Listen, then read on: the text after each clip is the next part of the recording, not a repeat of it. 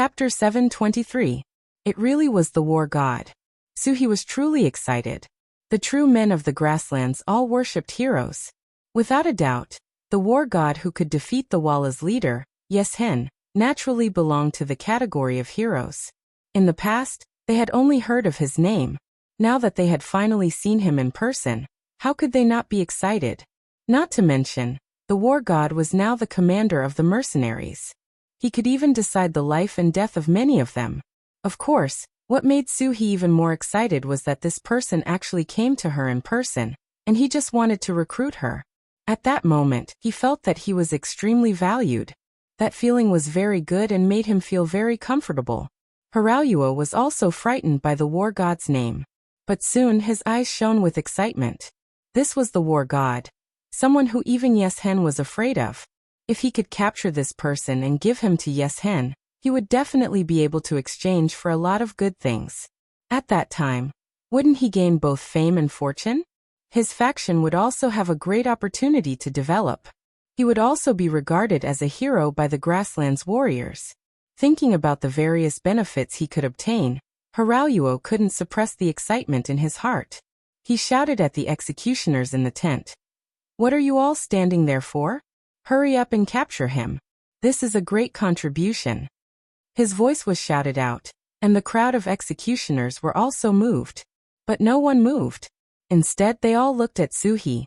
Suhi was the commander here. They could only listen to his orders. Seeing that no one moved and instead looked at Suhi, Haralyuo was unhappy. He said with a dark face, "Did you not hear what I said? Let me tell you, if you don't listen, I will hand you over to my father. At that time, even Suhi won't be able to protect you." Poor Haralyuo, he still didn't know that his father had already escaped with 3,000 cavalry. He thought that no one could stop him from doing anything with his father's name. Haralyuo had exposed his true face. This made Suhi very unhappy. The war god was willing to take the risk alone. This was a display of courage and wisdom, but how could it not be that he trusted himself? Although he also wanted to defeat the battle god, that would bring him both fame and fortune.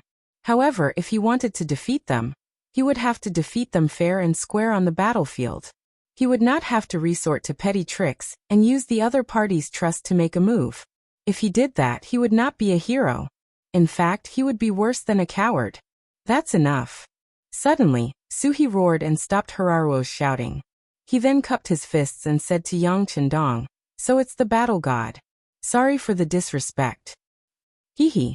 Yang Chendong was very satisfied with Suhi's performance. The fact that the other party didn't make a move was enough to prove that he was a straightforward and upright man. Such a person was always worthy of others' trust. He smiled and said, "It's fine. I've admired General Su's talent for a long time. How about it? You gave me the conditions to send Haralyuo back.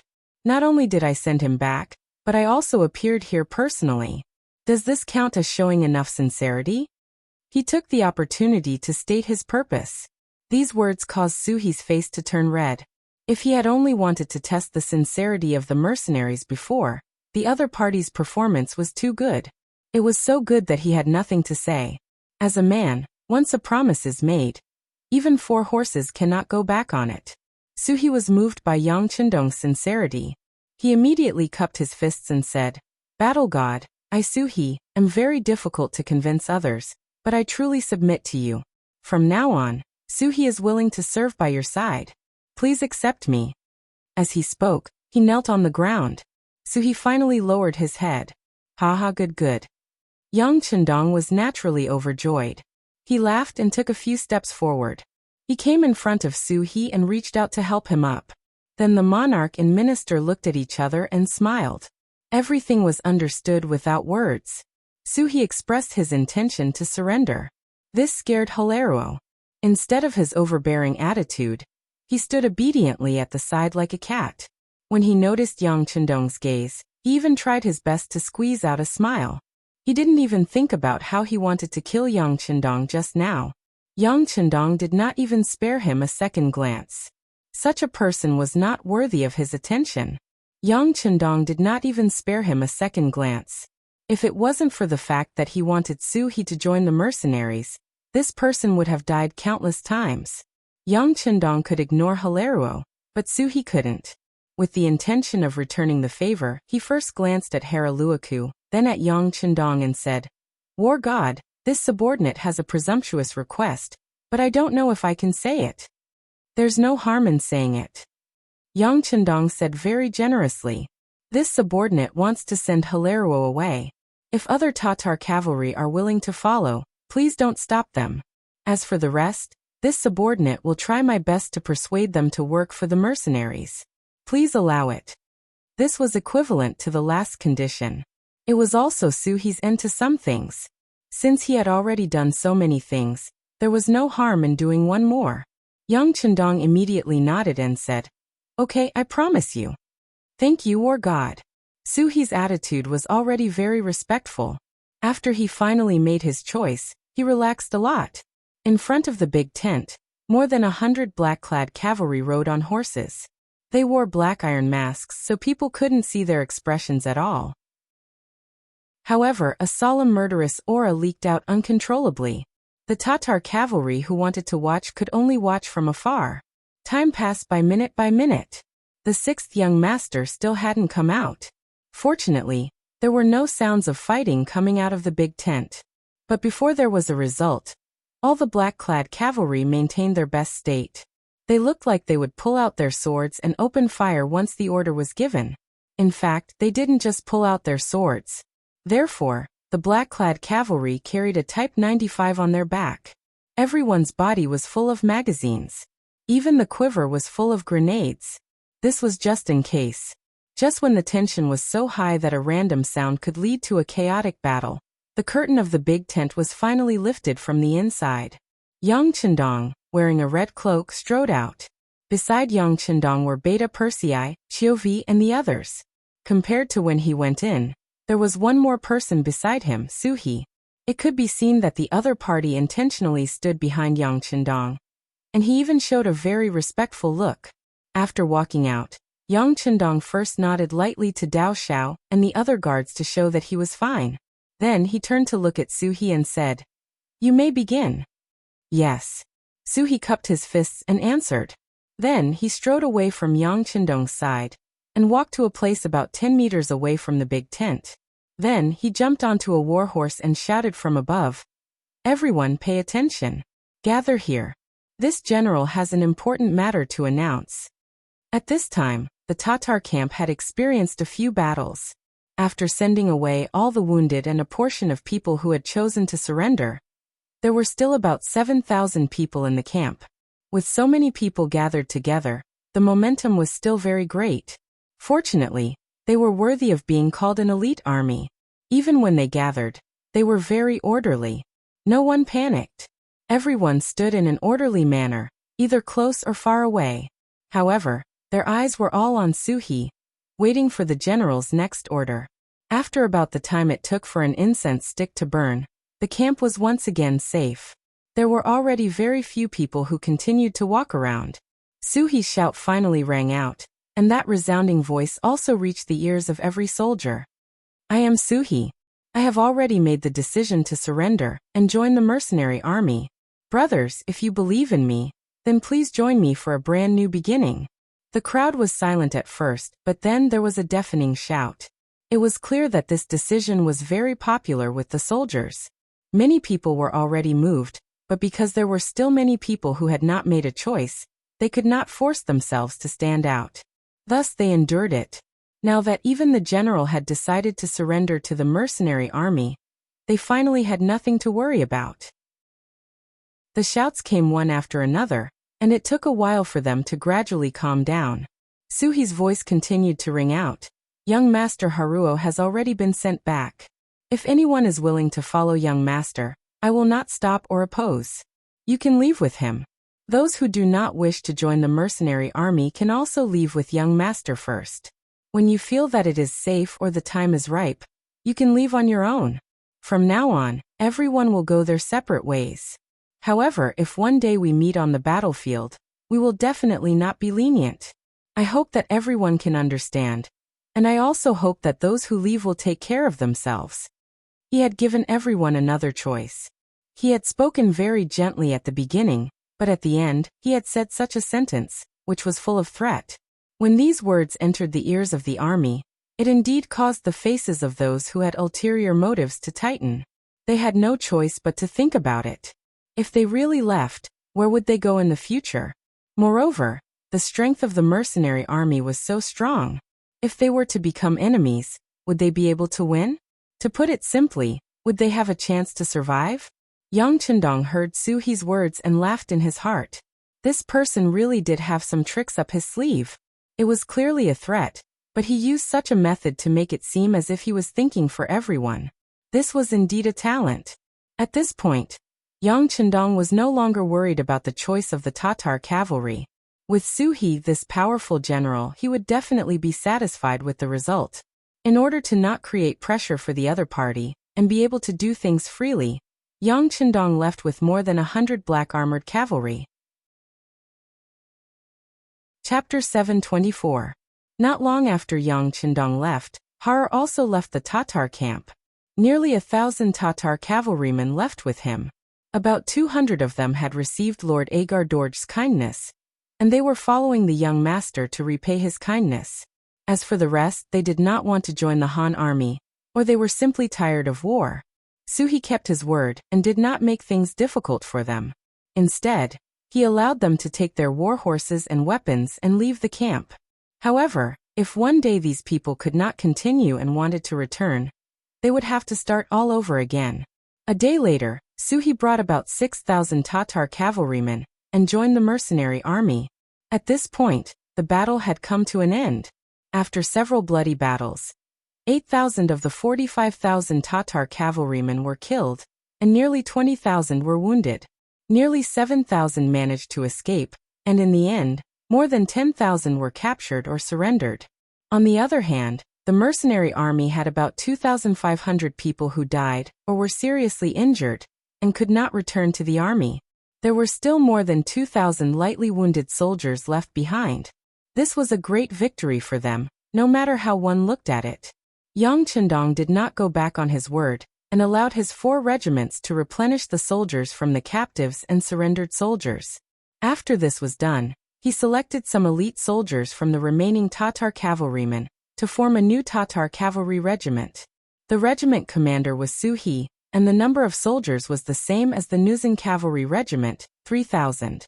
As for the remaining soldiers, they were incorporated into the newly expanded logistics regiment to replenish the soldiers.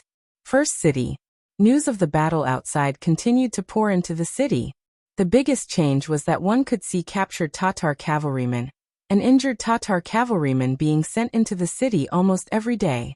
Every time they appeared, the people in the city would talk about it. Although the citizens of the city weren't very sure about the number of mercenaries, they knew that there were about 10,000 to less than 20,000 mercenaries. Facing 45,000 elite Tatar cavalrymen with less than 20,000 people, many people were worried at the beginning. After all, the difference in strength was too great. Even if some people had seen the mercenaries' training methods, they still did not think that it would be easy for them to win. However, just as most people were not optimistic about their chances, reports of victory were sent into the city again and again. Under intentional propaganda, the more than 10,000 people in the city were clearly aware of the situation at the front lines, as well as how much the mercenaries had obtained in each battle. Seeing that they had won one battle after another, the people in the city were encouraged. They had more confidence in the mercenaries, and were more determined to live in the city. Of course, there were two sides to everything. Some people were happy while others were unhappy. For example, some of the grassland youths in the city, who wanted to join the mercenary army, they thought that if the front line was tight, they would have a chance to quickly rise and become a member of the mercenary army. However, news of victory kept coming in, especially when a large number of captives and wounded were sent into the city and passed through the streets in front of them. They couldn't help but start to worry. With so many captives, would the mercenaries choose to conscript? Would they still have a chance to join the army and create a better future? Amidst such worries, even better news came. Agar Dorj escaped, and the Tatar army was defeated. General Su He finally chose to surrender and join the mercenary army. The beginning city was safe. It was safe. When this news spread to the city, many people went to the streets to celebrate. Only those ambitious young men who wanted to join the army were missing. They were afraid that they had no hope. After understanding the treatment of the mercenaries, the thing they yearned for the most was to join this army. At the same time, they could also earn a better tomorrow for themselves. After discussing, they gathered together and decided in private that when the god of war returned from the front line, they would jointly request to join the mercenary army and ask the god of war to give them an explanation and a chance. Because so many people gathered, such a matter could not be hidden from the members of the security bureau in the city. At first, they thought that something big was going to happen. However, after understanding the matter, they did not know whether to laugh or cry. In the end, they reported the matter to the director of the security bureau in the beginning city, who was also in charge of intelligence in the grassland, Feng Liang. Feng Liang was one of the old people in the security bureau. When it was first established, he was chosen by the director, Yang San, and transferred to his command. Facts also proved that Director Yang San's judgment of people was still very accurate. Feng Liang withstood strict training, and after becoming an official member, he performed well and completed several difficult jobs in succession. Finally, he became a marquis and the person in charge of the security bureau in the grassland. This time, the beginning city was newly built, so it naturally needed some elite soldiers to assist. Feng Liang came here again, and was responsible for the intelligence and security work in the city. He had also spent a lot of time walking through the streets and alleys of the beginning city. He knew the situation and terrain of the city like the back of his hand. Under Feng Liang's efforts, the security bureau in the city was successfully established. Its members were scattered all over the city to ensure that no matter what happened, no one would be able to escape their eyes. This time, so many young and strong grassland men suddenly gathered together. How could they escape his eyes and ears? He hurriedly sent people to inquire about and understand the situation. In the end, he got such a result, which made him feel like he did not know what to say. Logically speaking, it was a good thing that the young man wanted to join the army. At least it proved that the army was popular. This was what many forces and armies wanted to see. However, the mercenary army paid attention to the elite route of a strong army. The sixth young master personally said that he did not ask for the number of mercenaries. He only needed them to have enough combat power. Only in this way would the treatment of soldiers be higher, and they would be more flexible and mobile in the war. As a result, the pressure on the logistical support would also be much less. The route of a strong army had proven its feasibility with facts. Since the establishment of the mercenary army, which time did they not win with fewer people? It was also because of the small number of troops that they were more flexible and mobile when they fought the war. Feng Liang, who understood this policy very well, could understand the feelings of these young and strong grassland men. He could also feel the benefits of the sixth young master's policy. For a moment, he was caught in a dilemma. Since he knew what the request of these young and strong men was, there was no need to let them meet the sixth young master. This kind of small matter could be solved by him. How about this? Choose a few representatives from these young men who want to join the army. I will meet them alone. After some consideration, Feng Liang came up with a solution. That was to use the militia to solve the problem at hand. This way, they would not need to take up the quota and resources of the mercenary army. It should be the best of both worlds. All they needed to do was to pay a certain amount of silver every month. In order to build an intelligence network, the thing that the security bureau did not lack the least was silver. This amount of silver was still something they could solve. Feng Liang made a decision. He even imitated the model of establishing the militia and reserve in Qiqian City. This solution was indeed effective. After meeting the representatives in private, the two sides reached an agreement to allow these men to enter the ranks of the militia of the first city. As long as they had the opportunity to pass the assessment, they would be able to enter the regular frontline combat forces. Before that, what they needed to do was to be responsible for the security in the beginning city. Once they found any suspicious people, they could keep an eye on them. If necessary, they could inform the army in the city and cooperate with them to suppress the enemy. After doing this, not only could they get a reasonable name for law enforcement, but more importantly, they could also get some silver every month. It was tentatively set at 2 taels of silver every month. There would be an additional reward for meritorious service. 2 taels of silver was naturally nothing in front of the regular mercenary army. However, for ordinary people it was already an income. At this moment, both sides were very satisfied. A gathering of people that needed to trouble Yang Chendong was declared over before it happened. What was even more unexpected was that it did not take long for these grassland men, who were persuaded by Feng Liang to join the militia, to really make a great contribution.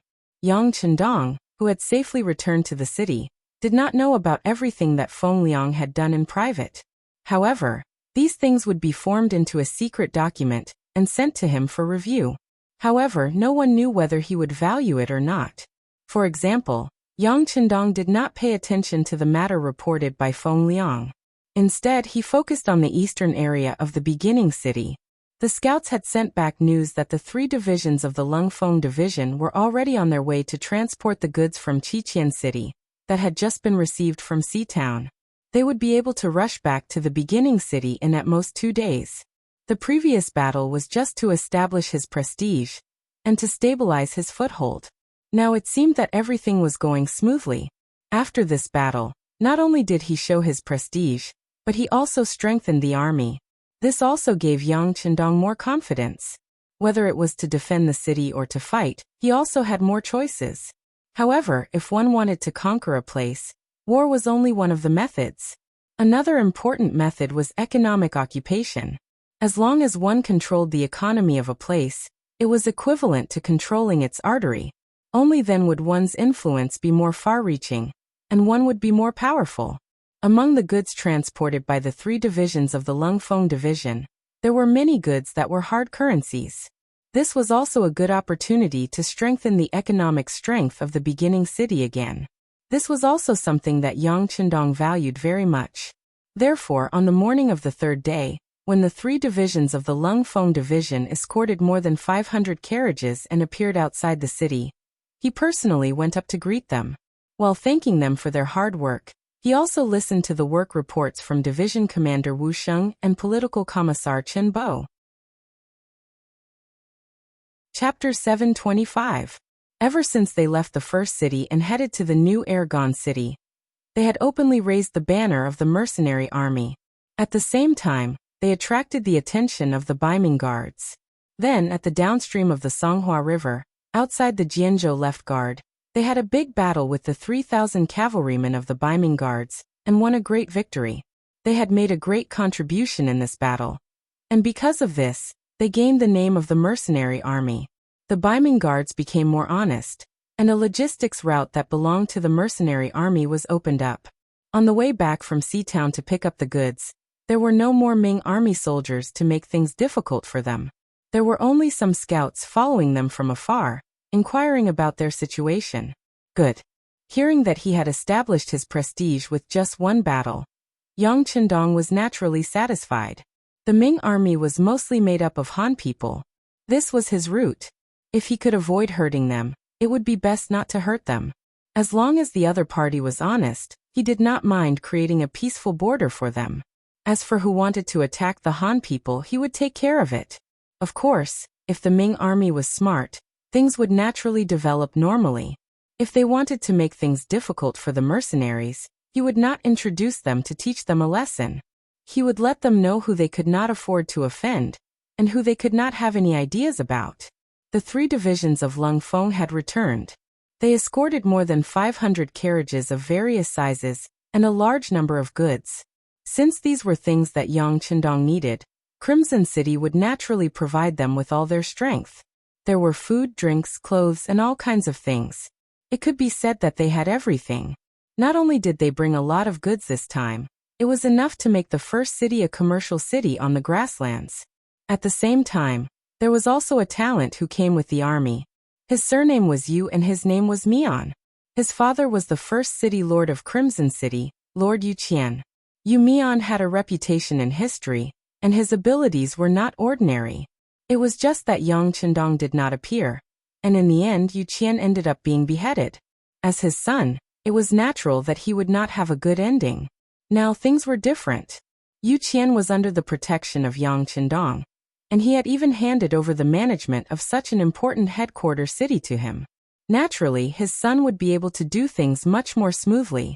Yu Mian's arrival was not because his father, Yu Qian, wanted him to make his presence known. In fact, Yu Mian was already participating in the management of Crimson City. As the saying goes, one does not need to rely on one's own talents. Yu Qian was an upright gentleman. As long as he believed that something was right, he would not care about the opinions of others. Since his son was capable, why couldn't he be put in an important position? Yu Mian, who already had an official position in Crimson City and had begun to participate in the management, was summoned to Origin City after being recommended. This was Yang Qindong's order. Such a large city always needed someone to manage it, especially when it was just built. It could be said that there were a lot of things to do. If the person who came was not capable, wouldn't it be a waste of his energy? Finding a suitable city lord was a problem that Yang Qindong had been thinking about. He handed the matter of the candidates to Crimson City and asked them to report it. Among them was Yu Mian's name. In the end, he became the person that Yang Qindong wanted. When he saw Yu Mian, it was at the Yang residence in Origin City. The largest residence in this city was Yang Qindong's residence. In the pavilion in the back garden, Yang Qindong met Yu Mian, who was in his early 30s. The reason why he chose this place was to show his closeness. Only those who were chosen by Yang Qindong would be able to appear in such a private occasion. On the other hand, if it was someone unfamiliar, they could only meet in the living room. Yu Mian greets the sixth young master. After being brought to the back garden by Beta Persei, Yu Mian became excited when he saw the back of Yang Qindong, who was drinking tea alone from afar.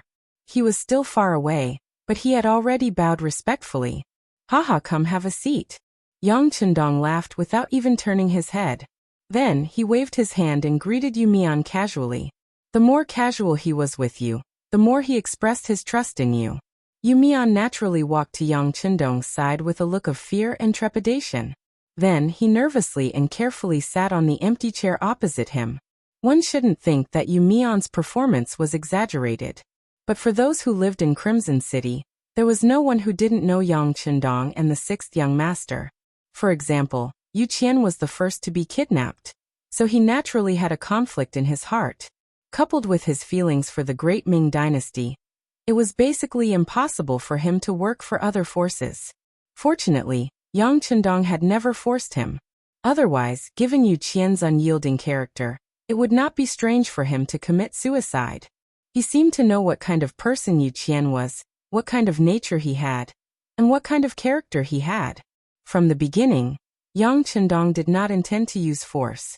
He just let Yu Qian wander around the city. Then, under the influence of what he saw and heard, the environment really changed Yu Qian's mind.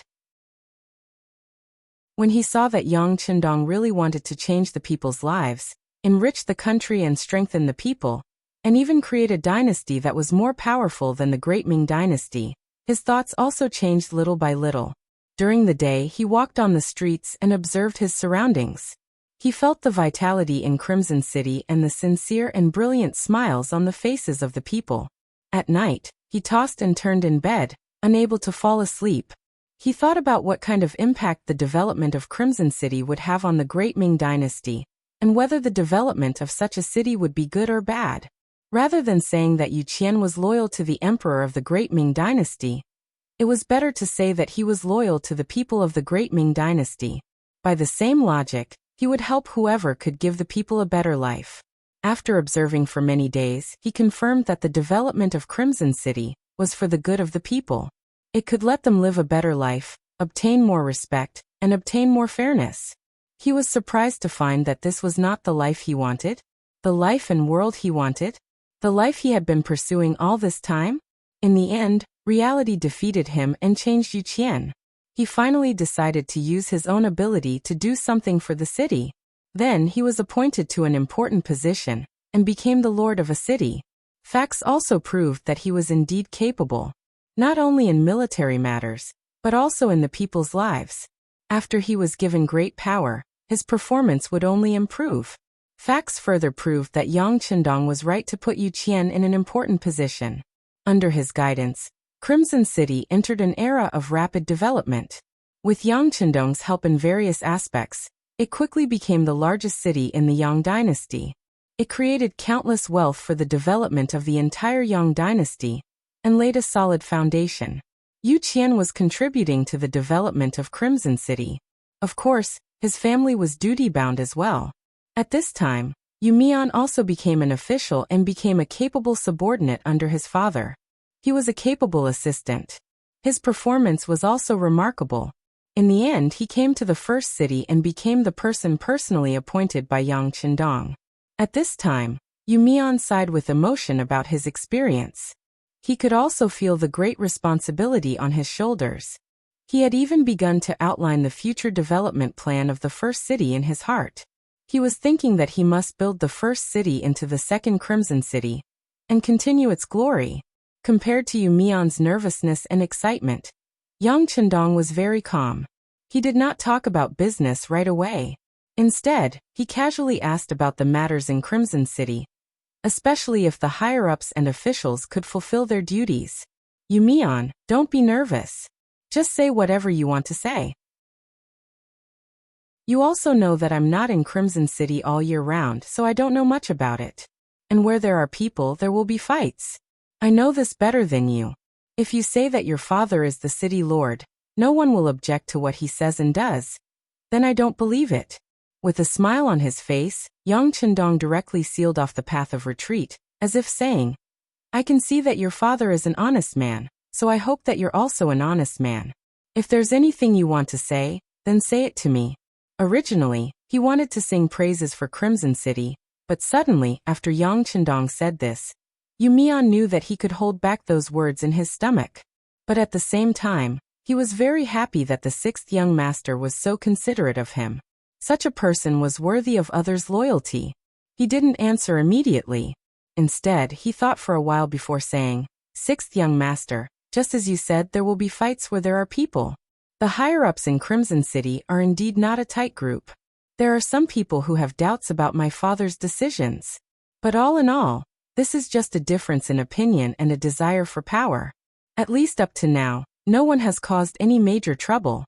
After all, with Sixth Young Master's reputation and the Security Bureau's people secretly watching, as well as the Special Inspector Bureau's Lord Xinyu's guarantee on the surface, everything is still peaceful.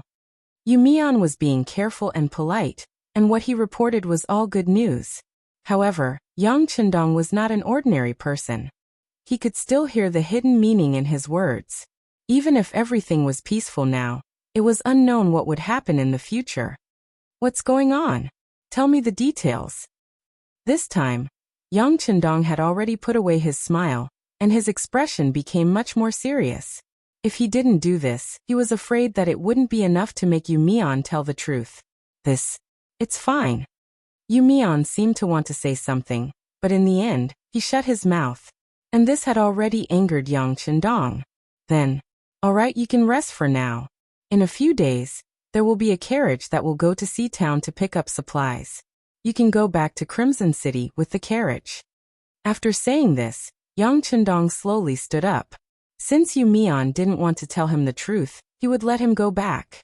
There was no need for him to stay by his side if he couldn't confide in him, let alone hand over such an important city like the first city to him. Chapter 726.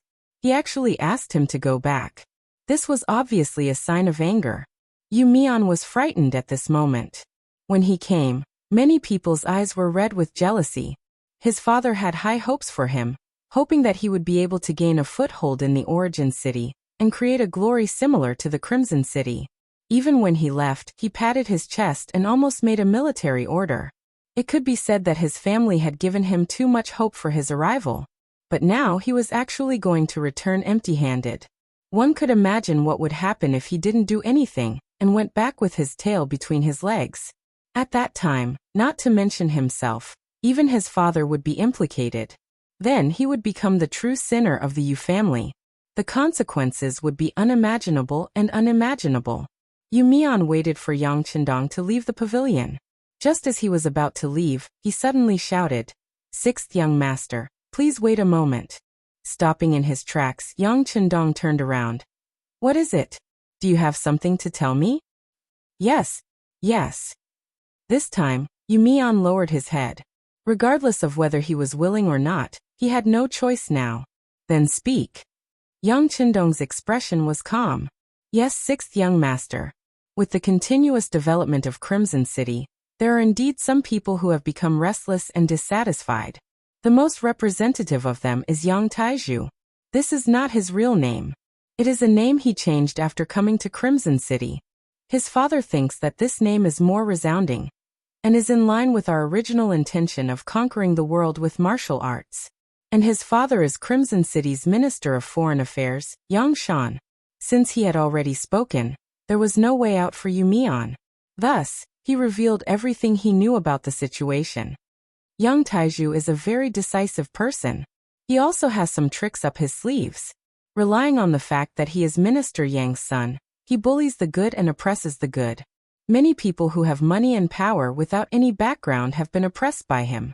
Not only that, but he also secretly kept the new products produced by the factories in Crimson City, using the excuse that they were not up to standard for his personal use, and then sold them to foreign merchants at a cheaper price. Sixth young master, as you know, the quality of our Red Nest City's goods is excellent, and the variety of them is wonderful. The demand has always exceeded the supply, and as long as these goods are out of the sea, they can be sold for a good price on land. Because of this, the entire Yang family has become rich. Yang Taizhu used most of this money to establish connections. They used this money to bribe and rope in some officials of various levels in Crimson City, causing their network to grow larger and larger. I'm afraid that it won't be long before these people join forces. They will be able to restrict my father's orders. After saying these words, Yu Mian lowered his head. He knew that he had thrown a huge bomb today. Who knew how many people would be punished after this? And how many heads would fall to the ground because of this? Yang Chendong had been listening quietly, and there was no change in his expression. But in fact, his heart was already overflowing with anger. Everything Yang Taizhu had done, in the words of future generations, was smuggling, and this was stealing from him. Then he used his money to bribe and collude with some officials. It could be imagined that in the long run, once the net was large enough and the energy was strong enough, the first one to be overthrown would be City Lord Yu Qian, who had faithfully carried out his orders. Perhaps it would be his turn next. To think that he was still fighting a bloody battle on the front lines, risking his life in order to seize more territory as quickly as possible, liberate more people, and accumulate more power and influence. But if the rear was unstable, wouldn't everything he was doing now be a wedding dress for others? If that was the case, he would instead become a puppet. Just the thought of it was laughable. Of course, Yang Chendong wouldn't believe Yu Mian's words. Who knew if Yu Mian, who appeared to be honest and considerate, spoke in such a way because he wanted to eliminate his dissidents? Besides, Crimson City was his base camp. There were too many of his trusted aides there. Would those people turn a blind eye to such a thing? With doubts in his heart, Yang Chendong returned to the pavilion and sat down. Tell me, Yang Taizhu is so lawless. Does no one from the Security Bureau care about him? Could it be that the Special Inspector Bureau is useless? And those people from the military, will they turn a blind eye to it? It was precisely because he had left behind these forces and manpower that Yang Chendong was extremely at ease with Crimson City. He didn't believe that some people and some things could be bribed with money. Couldn't they tell that once he was angered, it would be useless no matter how much money they took out? Yu Mian didn't answer immediately. Instead, he looked up at Yang Chendong with a troubled expression. Say what you have to say. Don't hesitate. Beta Persei, call Tiger's mane over. Yang Chendong stared intently at Yu Mian's face as he roared outside. Beta Persei left in a hurry at a loss. Yang Chendong looked at Yu Mian and said, "All right, there are no outsiders here now. Tell me everything you know. Even if you say something wrong, I won't blame you. Furthermore, the matter of you saying something wrong won't spread." Now that things had come to this, Yu Mian had no way out.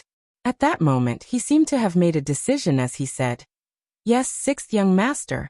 This is the situation. This young Taiju is very capable. He first wooed one of Fifth Madam's personal maidservants, Lin Lin, and married her. This way he would have Fifth Madam's support. Then he joined forces with the director of Crimson City's Security Bureau, Chen Shuquan. The sixth young master definitely knows this person. This person doesn't speak much, but as his name suggests, he likes power very much. It can be said that he hit it off with young Taiju. With the support of the Security Bureau, he naturally gets twice the result with half the effort. As for the Special Inspector Bureau, he definitely won't find trouble with Fifth Madam. My father once doubted it, but soon, Lin Lin personally appeared in the City Lord's office. After that, I heard from my father that Lin Lin said that the entire Crimson City belongs to the Young family. The Young family's madam only took some money from her family. Is there a need to inform outsiders and use outsiders to criticize her? There's no need to talk about the military. Now that there's a political department, Lung Song and Commander Gao Xiong are thinking of how to compete with them. How could he possibly intervene in the local affairs? Wouldn't that be handing over his weakness to others? Therefore they simply turn a blind eye. As for the other officials, they don't dare to interfere. With the idea that mortals suffer when immortals fight, they hide as much as they can. As long as these people don't provoke them, they will also turn a blind eye. Upon hearing Yu Mian's explanation, Yang Chendong widened his eyes. No one dares to interfere. Didn't the Luan family do anything? Luan Xiaoyu is my future sixth madam. Didn't she stand up? It could be heard that although this was a questioning voice, there was a hint of trembling in his voice. It was unknown if it was because of anger or disappointment. Sixth Madam? Ever since you left Crimson City, Sixth Madam led the publicity team to perform for the nearly 5 million Han people. She said that she wanted to change the views and mentality of these people as soon as possible, so she hasn't been in Crimson City. And these things have only happened in the past few months. Sixth Madam doesn't know about it. Yu Mian knew that this was very likely related to a girl's future happiness and the future of a large family. Of course, he had to explain it clearly. Upon hearing this, Yang Chendong's expression looked better. But soon he sneered. The Yang family's money is indeed used by the family. There's no need for outsiders to interfere, but the problem is that she's just a maidservant. What right does she have to represent Fifth Madam? For this matter, did Fifth Madam really show up? Yu Mian thought for a while and shook his head. Probably not. At least, Fifth Madam didn't say anything to my father.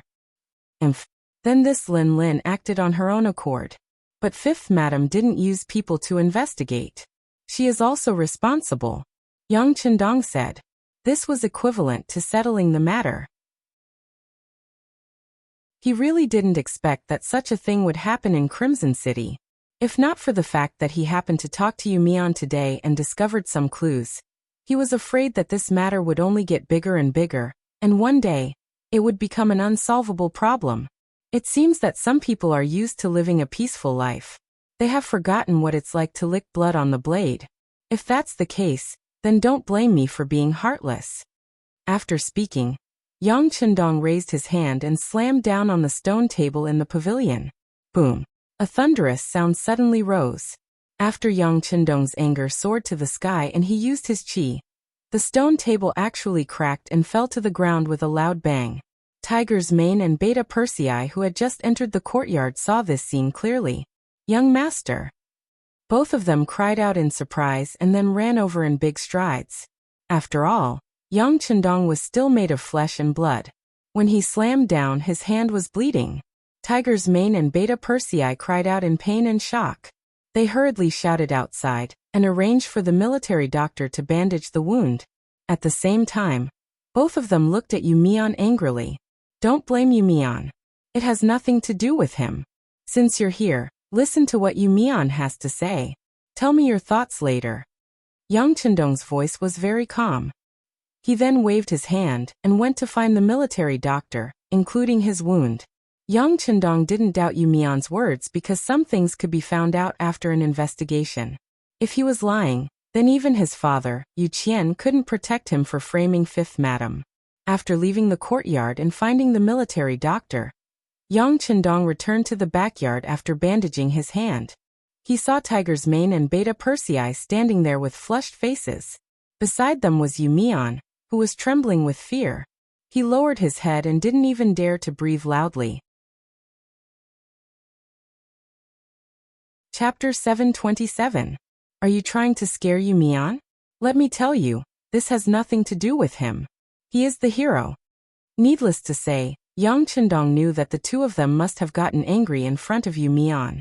Otherwise, they wouldn't be like this. This subordinate doesn't dare. Yumian did see Tiger's Mane and Beta Persei getting angry just now. It was as if they wanted to eat someone, which really gave him a fright. Alright Yumian, you don't have to be afraid. You have contributed to this matter. How about this? You go take a walk on the streets first and familiarize yourself with the situation in the beginning city. Then, write a city management report for me to read. We'll talk about the construction of the beginning city when the time comes. You can go now. With a smile on his face, Yang Chendong said to Yumian with a pleasant expression. Yumian naturally nodded and agreed. He excused himself and resigned. After there was no one else around, Yang Chendong's expression turned cold again. Tell me, what do the two of you think? Kill. Kill all these sinners. Yes, not only do we have to kill them all, but we also have to hold a public trial to clarify their crimes. We have to let all the officials in the Crimson City know what the consequences of doing wrong are. Tiger's Mane and Beta Persei expressed their opinions one after another. After listening to Yumian explain everything from the beginning to the end, they were really angry. They didn't expect that while they were fighting for their lives in front of them, the people behind them would be like this. They even felt that their efforts were not worth it. Yes, some people have to be killed. The public trial also has to be held, but the evidence still has to be found first. Crimson City can't be in chaos because of this. It has to develop normally and healthily. Yang Chendong also said as if he had made a decision. Although Yangxia was developing rapidly now, in fact everything was based on Crimson City.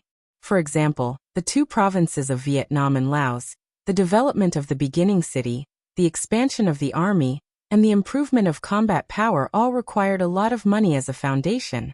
With money, it was naturally easier to do things. Without money, it was not an exaggeration to say that it was difficult to do anything.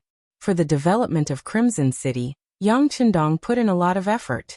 Not only did he share the fruits of his labor, but he also increased the salaries of the officials to ensure that they could work without any worries. But now it seemed, the human heart could never be satisfied.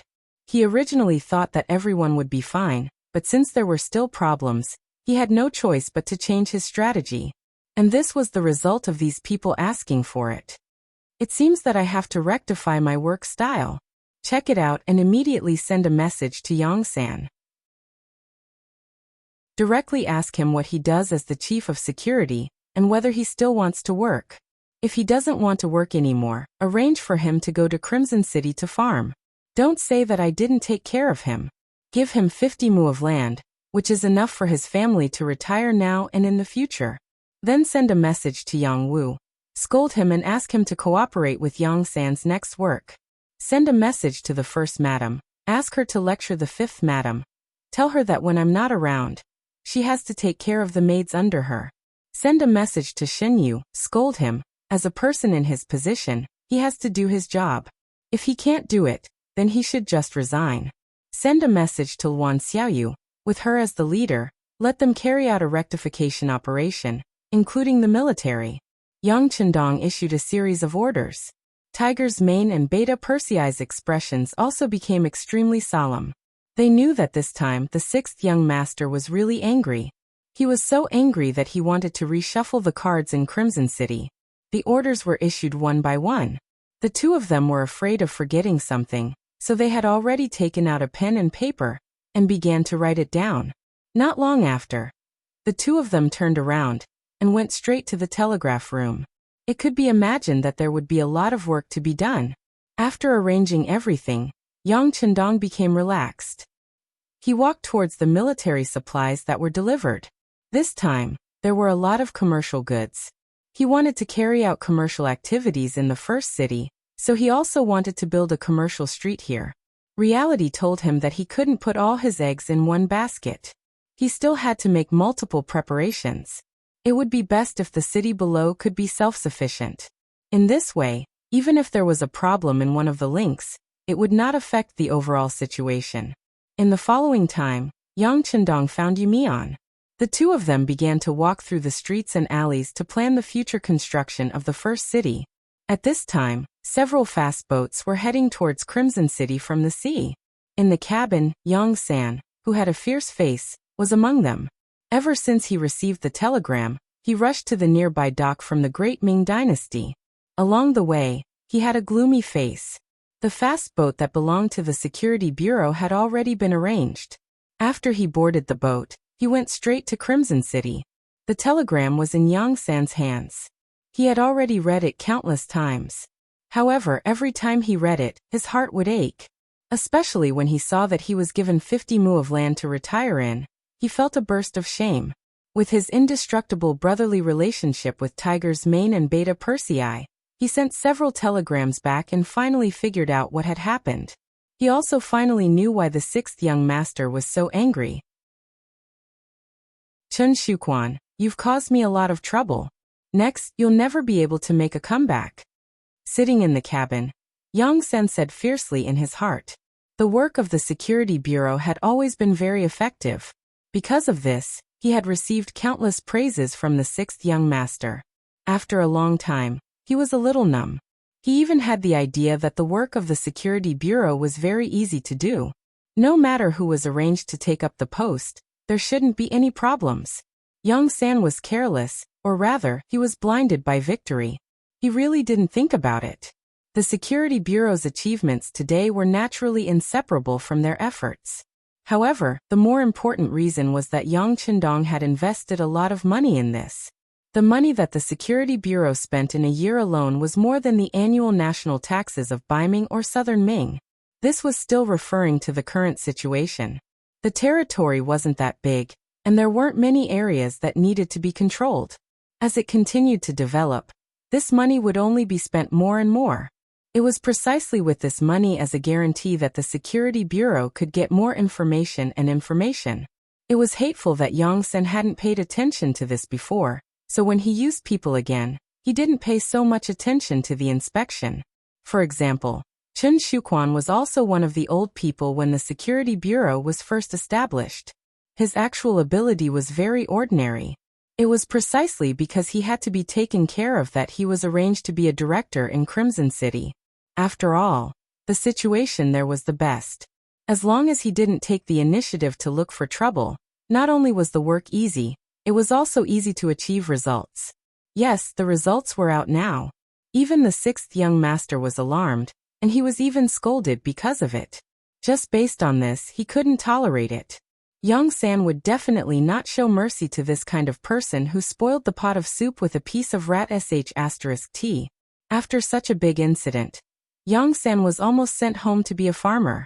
If this matter couldn't be resolved, he was afraid that this time, he really wouldn't be able to report back. Has the Security Bureau's operation team set off? Yang San thought about some of the things that he needed to do when he arrived at Crimson City, and thought that he needed reliable people. He looked at Che Chao and asked. Che Chao was a supervisor under the Security Bureau. He was very capable, but because he was still too young and wasn't in the first batch to enter the Security Bureau, he didn't have enough qualifications. Therefore, he had been staying by Yang San's side to gain experience. This time, he brought Che Chao over to solve Chun Shuquan's problem better and faster. At the same time, he also wanted to take the opportunity to see if this person had the ability to succeed Yang Shuquan's position, and if there were any problems with his character. After Chun Shuquan's incident, Yang San started to pay attention to the character of his subordinates. Reality had already proven that if a person was unreliable, the stronger their ability, the more likely they would become a black sheep. Yang San would definitely not make the same mistake twice. Chief, the operation team has transferred 200 people over. They are all safe and reliable, and they don't have any contact with each other. This time, they were ordered to rush to Crimson City from various places, and won't leak any information. It's just that when they enter Crimson City's pier, it might be a little troublesome. The person who spoke was Che Chao. He had delicate features and looked very young. Don't worry, when the time comes, you will stay at the pier and be in charge of receiving them. I will give you my token. Yang San said without the slightest emotion in his eyes. This was also the appearance he often maintained in front of his subordinates. Perhaps only in this way, people couldn't see his true thoughts.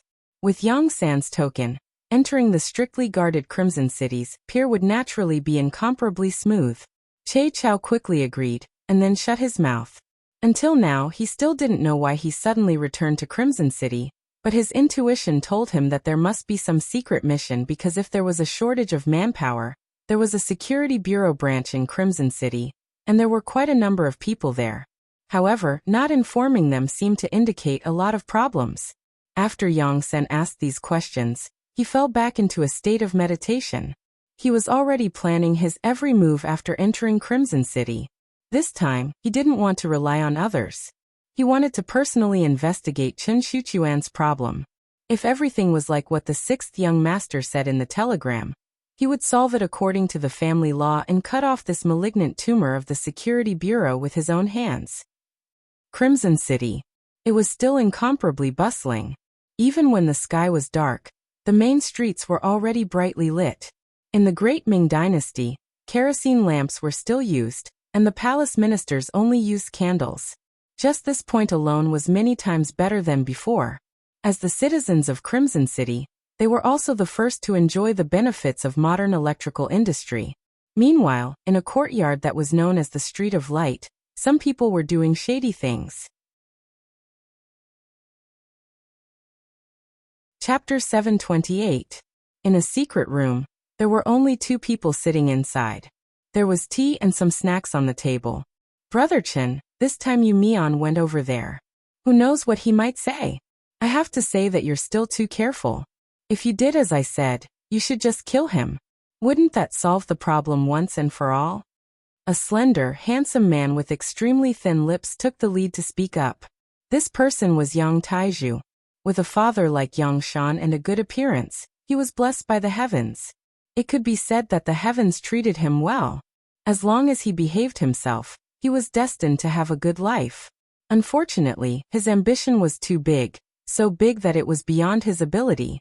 It was only a matter of time before he was destroyed. Sitting opposite Yang Taiju was an ordinary-looking man. Even if such a person walked on the street, he wouldn't attract anyone's attention because he looked too ordinary. His height was ordinary, his facial features were ordinary, and there was nothing special about him. Such a person was suitable for an organization like the Security Bureau. No matter what, he didn't stand out. He was Chen Shuquan, the director of the Security Bureau in Crimson City. No. Chen Shuquan spoke. Yu Mian absolutely can't be killed. Not to mention that his father is Yu Qian. If something happens to him, it's impossible that no one will come to investigate. When the higher-ups call for this person, if we do this, wouldn't that be exposing ourselves? Yang Taiju also knew that killing Yu Mian at this time was a little too far-fetched, but for some reason he had a faint worry in his heart. Ordinary people didn't dare to casually talk about him, but this person had a father who was more powerful than him. Once he saw that person, he really couldn't predict what he would say. Sigh, it's too late to say anything now. I hope he'll be honest and not talk nonsense. Although Yang Taiju was saying words of comfort, his face was still nervous. Chen Shuchuan's ordinary face chuckled and said, Brother Yang, you don't have to be too worried. Yu Mian isn't that stupid. Saying anything about us won't do him any good. Besides, he has no evidence of our crimes in his hands. Besides, although he has gone to the north, it is still unknown whether he will be able to see that person, or whether he will have the opportunity to meet him alone. Even if he dares to say anything, our Security Bureau will be the first to receive the news. At least until now, I haven't received any orders. You don't have to worry. Yes. With Brother Chen here, I am naturally not worried. Yang Taiju chuckled. Then, as if he had thought of something, he asked, By the way, Brother Chen, do you think the Security Bureau will secretly arrange for other people to come to Crimson City? I don't think so, Chen Shuquan said confidently. The director has a good relationship with me. He won't suspect me easily. If he really has any thoughts, he should ask me first. Even if he sends someone to investigate, he should inform me. Even if you don't inform me, my men are watching the docks day and night. It will be as difficult as ascending to the heavens for anyone who wants to get to the docks without being noticed. Chen Shuquan was indeed very confident. He was equally confident in his relationship with Yang San. Logically speaking, he was right. If it was just an ordinary person who complained, Yang San would really inform him beforehand. After all, suspecting a subordinate for no reason would only make the other brothers bitterly disappointed. But he forgot one thing. It depended on who was the one who complained. What if it was Yang Chendong who gave the order? Then it wouldn't be a complaint, but 100% execution of the order. If Yang Chendong gave the order, Yang San would definitely attract great attention. Not only that, but he would also have to do a good job. Even if there was no problem, he must provide evidence. Under such circumstances, how could Yang San inform Chen Shuquan about it? At this moment, it could only be said that Chen Shuquan was too confident, so confident that he was a little arrogant. It was a pity that no matter if it was Chen Shuquan or Yang Taizhu, they didn't think too much about it. They only thought that even though Yang Chendong was formidable, to the extent of having an incomparable status in the entire Yang faction, in all of Crimson City, a person was a person, he wasn't a god. How could he possibly care about everything? Furthermore, they didn't do anything to betray Yang Xia. They were just using their power and status to earn more money. Was there anything wrong with that? Which dynasty, which family didn't use this opportunity to develop? What they did wasn't a big deal, so it wouldn't attract Yang Chendong's attention. Yu Mian's matter seemed to have come to an end here. Following that, the two of them talked about the Luan family. The Luan family was a special existence in the entire Crimson City. The Yang family only had a total of 4 people, but these 4 people all held high positions and held different positions and influence in different industries. Especially their daughter, Luan Xiaoyu. When she reached the age, she would become the 6th madam. How could such a family not be illustrious? In Crimson City, anyone with ambition would have the idea of getting close to the other party. Because once they obtain the friendship of the other party, no matter what they did in the future, it would be twice the result with half the effort. Yang Taizhu had been thinking about this recently. Considering the current situation of the Luan family, he was powerless against Luan Qi and Luan Qi's mother, Zhou Hua. These two had power and status, and were busy with work every day. Outsiders simply didn't have the time to come into contact with them. As for his daughter, Luan Xiaoyu, her identity meant that no one would dare to have any ideas about her. Even Yang Taizhu couldn't, and even his father, Yang Shan, didn't dare to touch her. After thinking about it, there was only one Luan Xiaochen. This person was placed in an important position, and had already become the governor of Lao province at a young age. His future was limitless. Most importantly, he had a fatal flaw, and that was that he was young, and he still didn't have a wife. Although Luan Xiaochen had already married 2 concubines in order to appease the hearts of the nobles in Lao Lao, and also in order to give birth to the Luan family, he didn't have a wife. In the eyes of others, that was the high and mighty position, and only then was he recognized by the outside world as a member of the Luan family. Currently, Yang Taizhu and Chen Shuquan were discussing the matter of finding a wife for Luan Xiaoyu. They had already thought about it. As long as this wife was one of their own, then if anything critical happened in the future, this person would play an absolutely crucial role. This was equivalent to not only establishing a relationship with the 5th madam, but also joining forces with the 6th madam's family. At that time, as long as the 2 pillow winds blew, and the one above loosened her mouth, even if there was a huge matter, it could be suppressed. We have to hurry up with the matter of finding someone. He's not young anymore, and finding a wife is only a matter of time. If it wasn't for that statement that the wife of a high-ranking official must be a Han, I'm afraid that there would already be arrangements and we wouldn't have a chance. Yang Taizhu thought about this matter, and reminded Che Chao, who was sitting opposite him. Brother Yang, don't worry. I have already arranged for the security bureau to search the city. It's just that your requirements are a bit too high. You need to be young and beautiful, and you also need to have a clean background. The most important thing is that you listen to us. This kind of search is somewhat contradictory, so it dragged on for a few days. While Che Chao was complaining, Yang Tieju's eyes were already wide open. The person must be beautiful, otherwise Luan Xiaoqin might not be able to take a fancy to her. Her background must also be clean. Do you think that when the Luan family is looking for a wife, they won't let people investigate? As for listening to us, this is even more important. We won't be kind enough to make a wedding dress for others. The person we find must be helpful to us. Yang Taiju didn't relent, and Chen Shuquan could only sigh and nod. Okay, I'll continue to arrange for people to search. By the way, the latest batch of goods should be out of the cabin. When will you give me a definite letter? I'll start to arrange it. Well, it'll be soon. It'll be in 3 days at the new dock. I've already arranged everything that needs to be arranged. When the time comes, all you need to do is to send people from the security bureau to temporarily seal off the dock for 4 hours. Then, everything will be ready. Chen Shuquan nodded when he heard this. That's easy, it's not the first time we've done such a thing. Ah! The two looked at each other at this moment and smiled. The so-called status and power were all transient. Only the gold and silver in their hands were real. As long as they had money, where couldn't they be happy and carefree? The two were still secretly plotting here, and from time to time, their laughter could be heard, which was a kind of imagination for the future. But what they didn't know was that while they were talking, the director of the security bureau, Yang San, had already arrived at the new dock on a fast boat without anyone noticing. He was stopped by the security bureau of the Crimson City, who were guarding here day and night. After Yang San led Che Chao and dozens of people off the fast boat, he took out the pass issued by the security bureau, and Lung Feng, who was guarding the dock, allowed them to pass according to the regulations. But soon, 4 secret agents of the security bureau surrounded them. Wait, you said that you have a pass from the security bureau, but why haven't we heard about this? Take it out and let us have a look. 4 men dressed like commoners walked over. Then, they looked at Yang San's group of dozens of people with arrogant looks on their faces.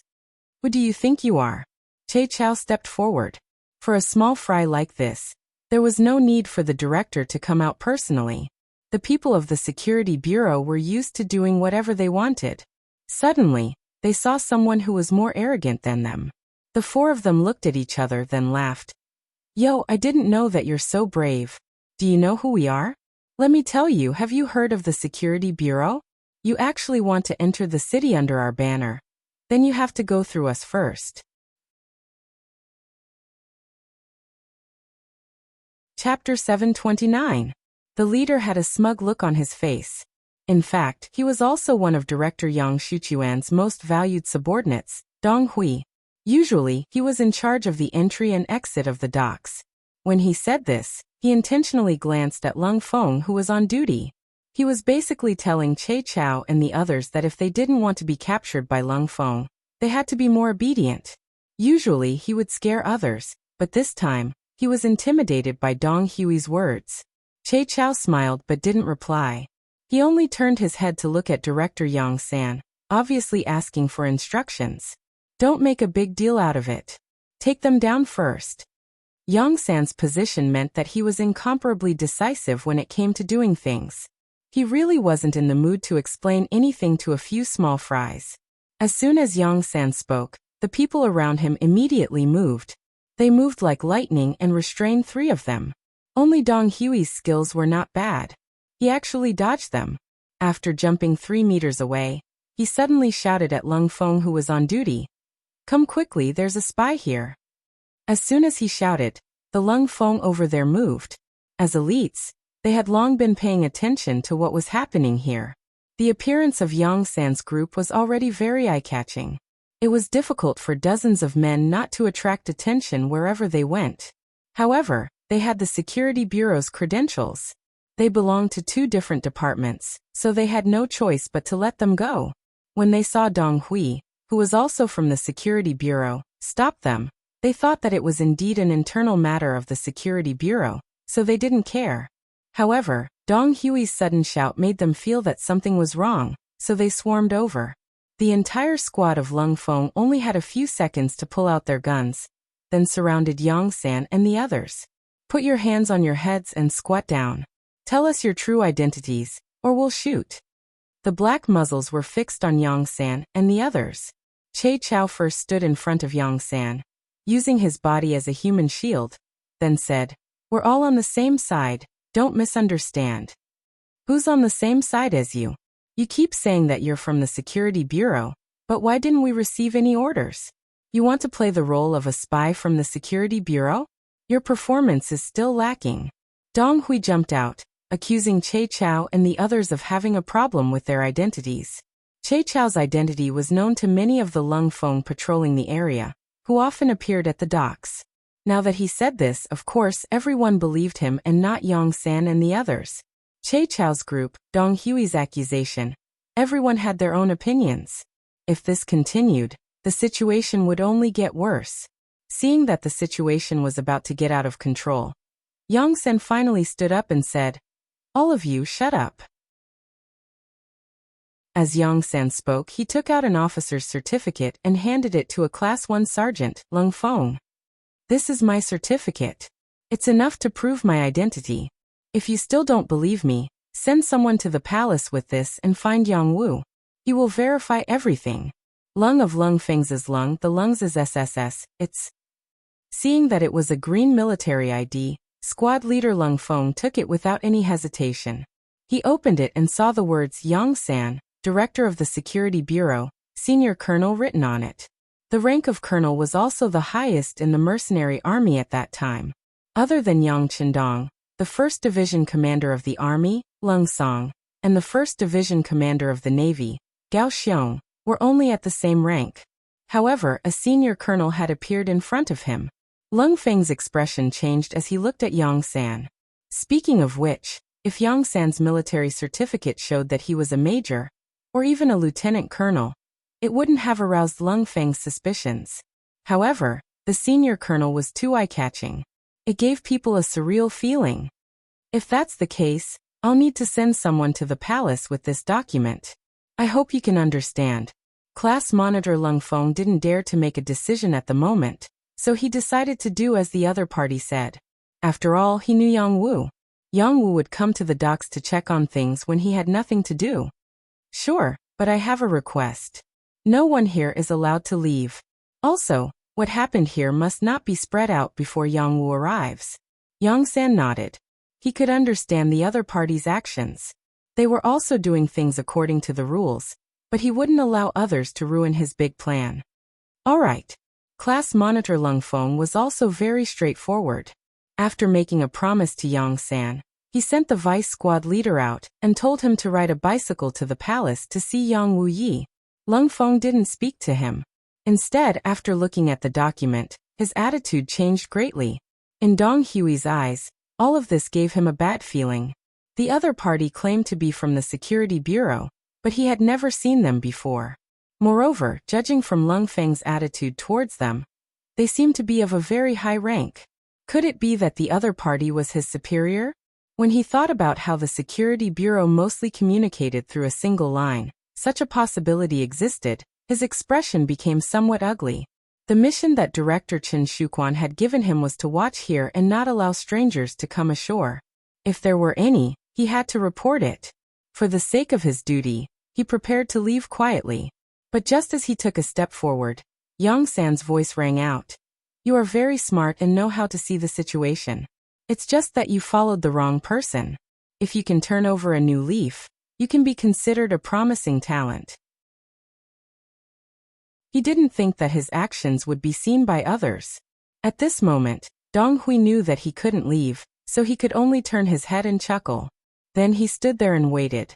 He was following orders, and what he did was in accordance with the rules. There was really no need to be afraid of others. Both parties waited here. In less than an hour, the sound of bicycle bells rang out in the distance. Following that, Yang Wu led a group of Lung Feng and appeared here. Even though it was night and the lights at the pier weren't very bright, Yang San still recognized at a glance that this time, it wasn't only Yang Wu who came. The division commander of the army's 1st Division, Lung Song, also appeared with him. Yang Wu was naturally dressed casually, while Lung Song was indeed wearing a senior colonel's military uniform. The 2 bars and 4-4s were extremely dazzling under the light.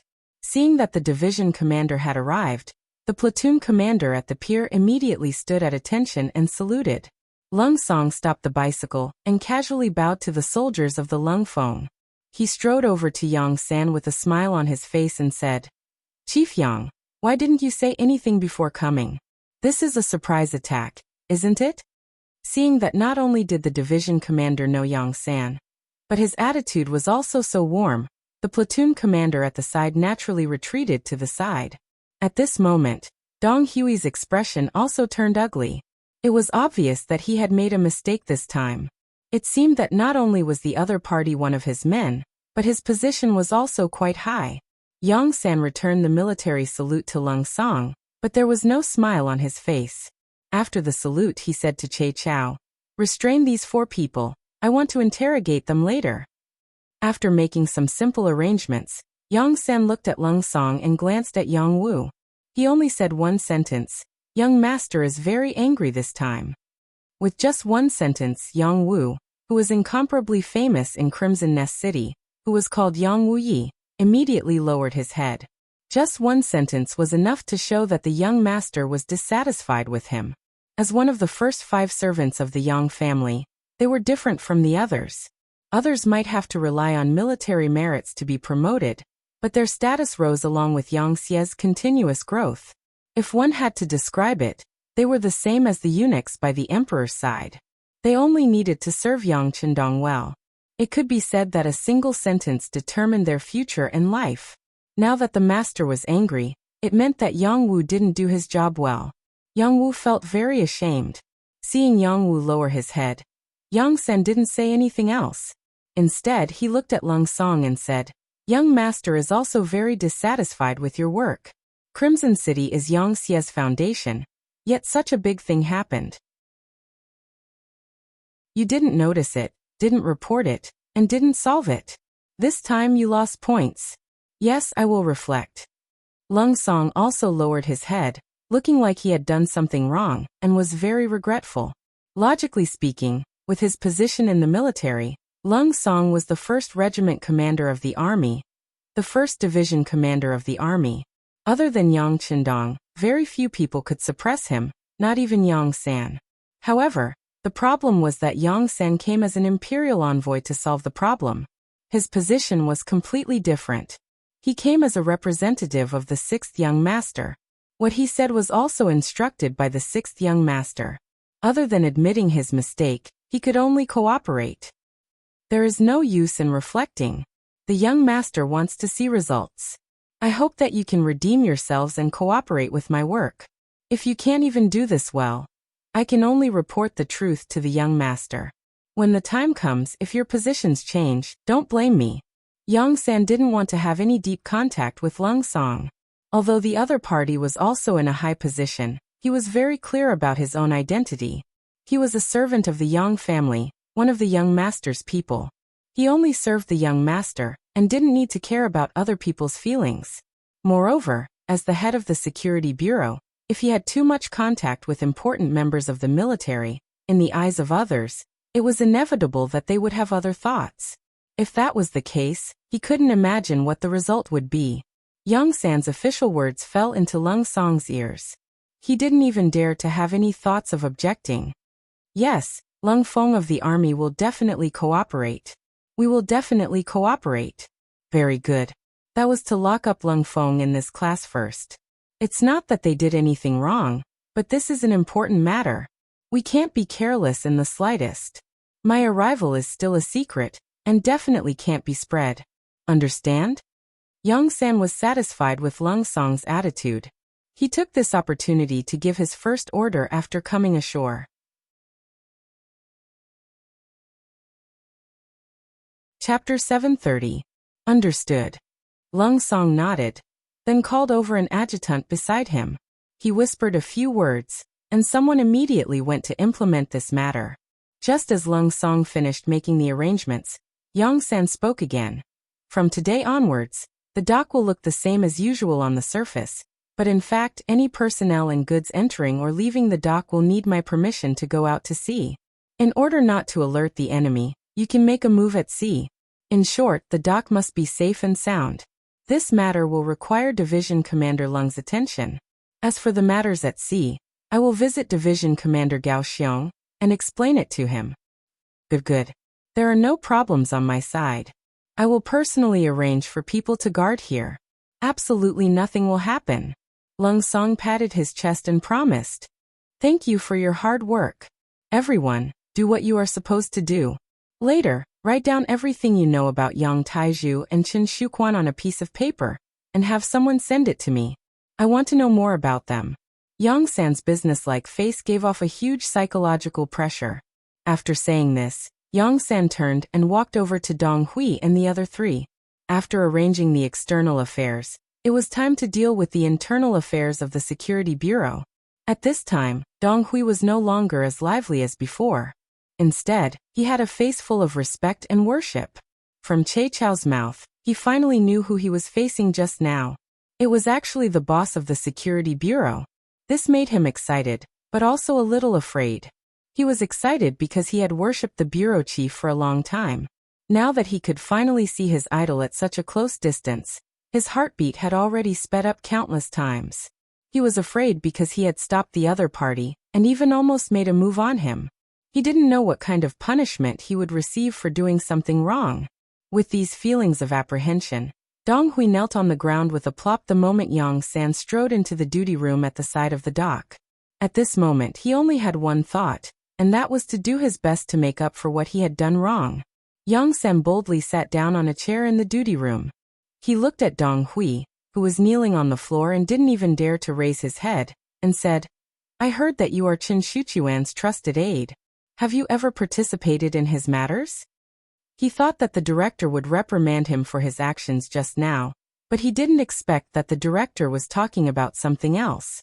After a moment of hesitation, Dong Hui immediately shook his head and said, I'm from the Security Bureau. Usually, I only come into contact with Director Chen for work matters, such as guarding the docks and keeping an eye on all suspicious people. As for Director Chen's private affairs, I have no right to participate, nor will I participate. With just a few words, Dong Hui had already made his position clear. That was, he was only Qin Shuquan's subordinate. The reason why he was chosen as Qin Shuquan's confidant was because of his ability. As for personal friendship, there was really nothing to it. This was also one of the rules of the Security Bureau. There was only work between superiors and subordinates, and there was no personal relationship between them. This way, it was possible to avoid any feelings between the two parties and make them emotional during work. When Yang San heard Dong Hui's words, he nodded in satisfaction. He was not worried that this person would dare to lie to him.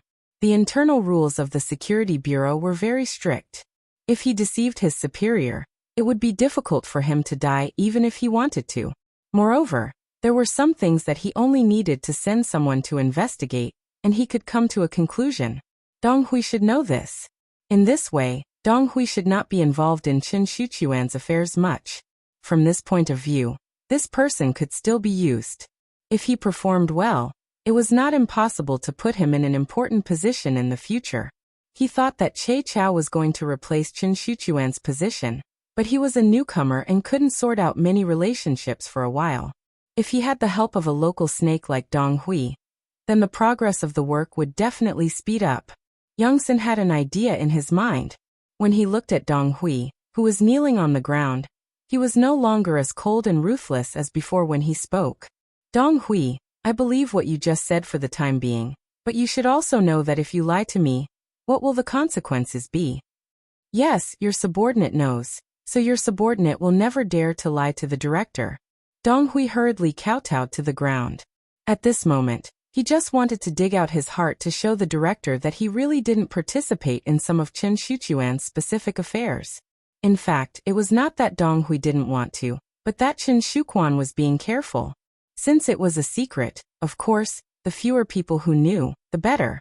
Besides, once the matter was known by his subordinates, if one of them contacted the headquarters and reported the matter to the director, wouldn't he be shooting himself in the foot? Yang Sen also thought about this problem, so he initially ruled out the possibility that Dong Hui was involved in the smuggling incident. Even if the other party didn't have this motive and condition, Yang San could say something openly. Very well, I hope you haven't participated. If so, your opportunity to make a contribution will come. To tell you the truth, this time, the director came in person to solve some of Chen Shuchuan's personal problems. If there is no accident, he can no longer be competent for the position of the director of the Crimson City Security Bureau. There are still a lot of things to do next, and even the entire Crimson City Security Bureau will undergo a big reshuffle. If you perform well, you can still stay and be entrusted with important tasks. As for where to go, you can make your own choice. What choice was there? One was heaven, the other was hell. Dong Hui didn't even want to think about it more. He immediately said, Director, please rest assured, I will perform well and actively cooperate. Raise your head. Since he was going to continue to use Dong Hui, and in order not to alert the enemy and arouse Chen Shuchuan's suspicion, Yang Sen decided to add more weight to Dong Hui and give him a good reminder. Hearing this, Dong Hui raised his head and saw Yang Sen glaring at him. Remember, if you dare to have any selfish motives or ruin things, I promise you that you will suffer a fate worse than death. Your family and relatives will suffer the same fate, understand? Understood. Dong Hui was really frightened by this gaze, but after raising his head, he immediately lowered it again, trembling all over.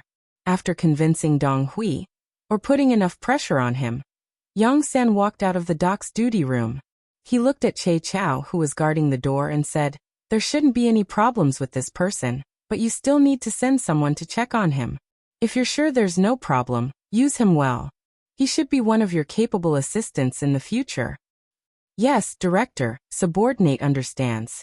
Che Chao's expression didn't change, and then began to call people to investigate Dong Hui's situation.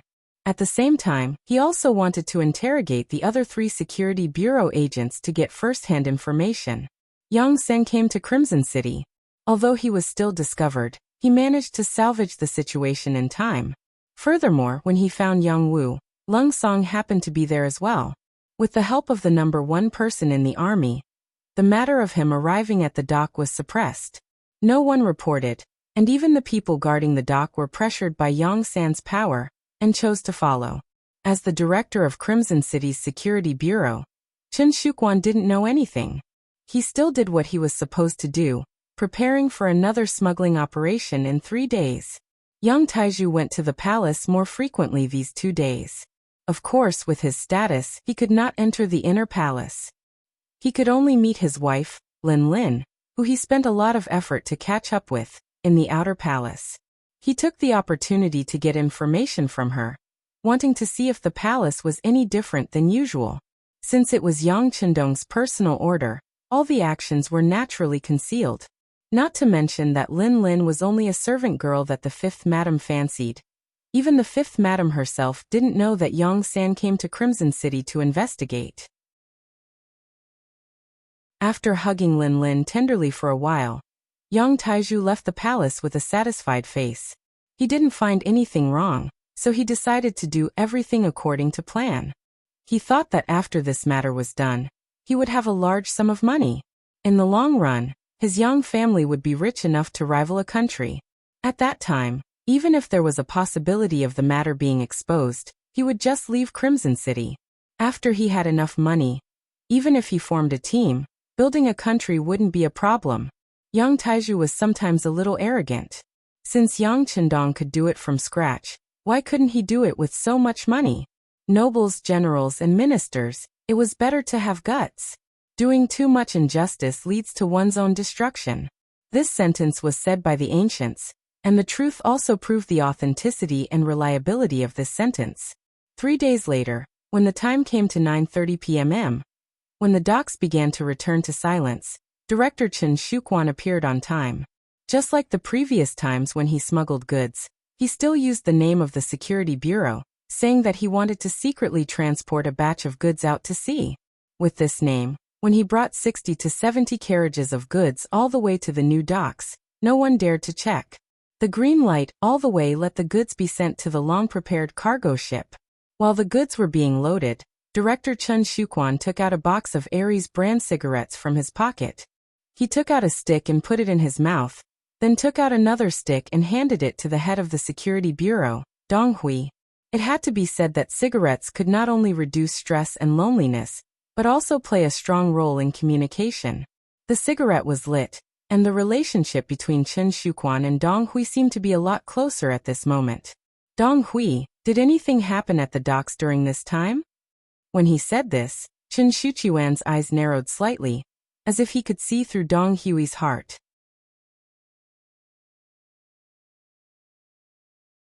Chapter 731.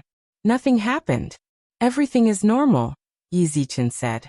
Dong Hui said with a smile, but his heart was beating like a drum. After all, Chen Shuquan was his superior, and he really had no confidence in lying in front of his superior. Fortunately, he was very smart and did not dwell on this matter. Instead, he took the initiative to change the topic and asked, "Director, are these things to be given to the Security Bureau personnel outside the island? There are a lot of these things." And Chen Shuquan, who was still smiling, immediately changed his expression and said seriously, "Have you forgotten the confidentiality rules? Don't ask what you shouldn't ask. Don't say what you shouldn't say. How can you know these things with your status? All right, you must be tired these days. Go home and have a good rest. There's no need for you here." The sudden coldness caused Dong Hui to pretend to be scared. He nodded his head repeatedly and then left. Looking at his back, Chen Shuquan's heart was already filled with killing intent. His subordinate was curious about this batch of goods. This was not a good sign, and it was best to kill the other party once and for all. Dong Hui did not know that Chen Shuquan had the intention to kill him. In fact, even if he knew, he would not be afraid. Right now, his backer was the bureau chief. As for now, since he was kicked out, of course, he had to inform the higher-ups of the news as soon as possible. This was a good opportunity to perform meritorious deeds. In order not to attract Chen Shuquan's attention, Che Chao did not place one of his own people at the dock. He only did two things. The first was to control the sea area outside the new dock in Crimson City, and the second was to wait for Dong Hui's news. One in and one out. Both points were controlled. Che Chao firmly believed that unless Yang Taizhu and Chen Shuquan did not do anything, they would not be able to escape the big net he set up. But what he did not expect was that the other party would take the bait so quickly. When Dong Hui found Che Chao with sweat all over his forehead, and said that their director Chen Shuquan sent dozens of carts of goods to the dock in the name of the Security Bureau, Che Chao also stood up from his chair excitedly. He often followed Bureau Chief Yang San, so he naturally knew that the Security Bureau did not inform him about the goods. In other words, tonight's action was completely decided by Chen Shuquan. Since that was the case, there was no doubt that the goods were smuggled. Very good, Dong Hui. You've made a great contribution this time. How about this? I'll give you 50 elite brothers. You take them to capture the backbone of the city's Security Bureau. As long as they don't resist, don't kill them. If they resist, you can be heavy-handed. In short, do not allow any important personnel to escape or leave our sight. Do you understand? Dong Hui had already used his actions to prove his position. At this moment, Che Chao could be considered to have completely trusted him. Yes, please rest assured, Director Che. I'll get it done right away. Dong Hui was also a little excited. This was a heavy responsibility. From this moment on, not only would he be pulled out of the Chen Shuquan case, but he would also enter the list of meritorious people. It could be imagined that his future would be limitless. Che Chao quickly left with the 50 elites of the Security Bureau. Che Chao immediately got up and rushed to the place where Director Yang was resting. Not long after, a large net was spread out, and a series of plans on paper became the final practical action. Yang residence. Ever since Yang Shan was tricked by Yang Qindong, he was sent to Baiming from Nanming. After he was sent to Qiqian City, he was given a large residence. He was appointed as the Minister of Foreign Affairs to formulate foreign policies. Yang Shan had contributed greatly to the peaceful liberation of the First Shang Dynasty. As a result, his words carried weight in the Ministry of Foreign Affairs. It was said that a weak country had no diplomacy. Although Qiqian City didn't establish a country, it was better than one. Powerful military and economic capabilities made it easy for the Ministry of Foreign Affairs to work with foreign countries. After establishing the two provinces of Vietnam and Laos, the Ministry of Foreign Affairs set up branches there respectively, and its status became even more extraordinary. In addition, Yongshan and Chichen City's mayor, Yu Qian, and the Special Inspector Bureau's director, Shen Yu, used to be officials in the same court. All of these made Yongshan's position unshakable. As a result, the Yang family could be arrogant when they were outside, as though they were superior to others. As the saying goes, a man whose heart is not content is like a snake trying to swallow an elephant. Yongshan, who was originally the left assistant minister of the Ministry of Rights in Nanming, was no longer the same as before. He should be reminiscing about the past. However, there were people who wouldn't forget their past hardships after gaining power. Instead, they believed that everything they had now was because of the hardships and tiredness they had suffered. This was the reward they deserved after putting in so much effort. When a person thought that everything he had was reasonable and deserved, his mentality would naturally change as a result.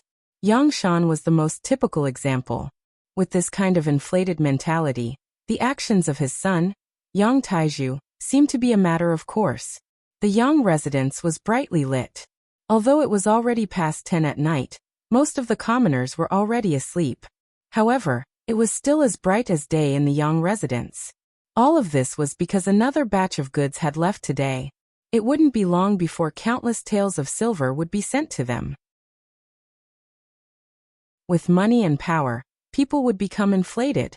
Yang Taiju was the most typical example. At this moment he wasn't sleeping. Instead, he was very energetic and was playing a game of hide-and-seek with 4 young women. It was different from other people playing this game. If any of the 4 women were caught by Yang Taiju, they would have to strip naked. This was what rich people did. What they did was to have fun. The 4 women were commoners who had spent money to trade with Nanming. They were originally good-looking, but because their living conditions weren't good, they became sallow and emaciated over time. However, the moment they were chosen by Yang Taiju in the refugee camp, their lives had already changed. They ate well, and wore warm clothes every day. All they needed to do was to become this man's plaything. When a poor person had problems even eating their fill, there was no need to talk about ideals and dignity. For a mouthful of food, the 4 women could only comply and allow Yang Taiju to humiliate them. They were angry, but they didn't dare to say anything. Even though Yang Qindong had already stipulated that true Han people weren't allowed to buy and sell privately, and they weren't allowed to be forced or restricted. However, when they fell into Yang Tieju's hands, how could they have the chance to redress their grievances? Not to mention, even if they wanted to sue, where would they find the right way to do so? In the face of the powerful Yang residents, an existence that could cover the sky with one hand, anyone could only accept their fate. Yang Taiju was in a good mood. He was in the mood to play tonight. He was prepared to capture all 4 women and sleep with them. Thus, even though it was already late at night, he still didn't have the intention to rest. From time to time, the women's screams and Yang Tieju's satisfied laughter could be heard in the residence. This wasn't the first time such a scene had appeared.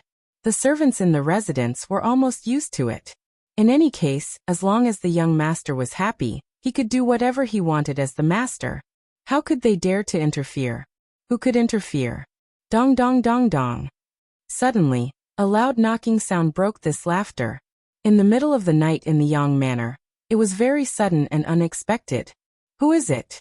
It's already the middle of the night. Why are you knocking on the door?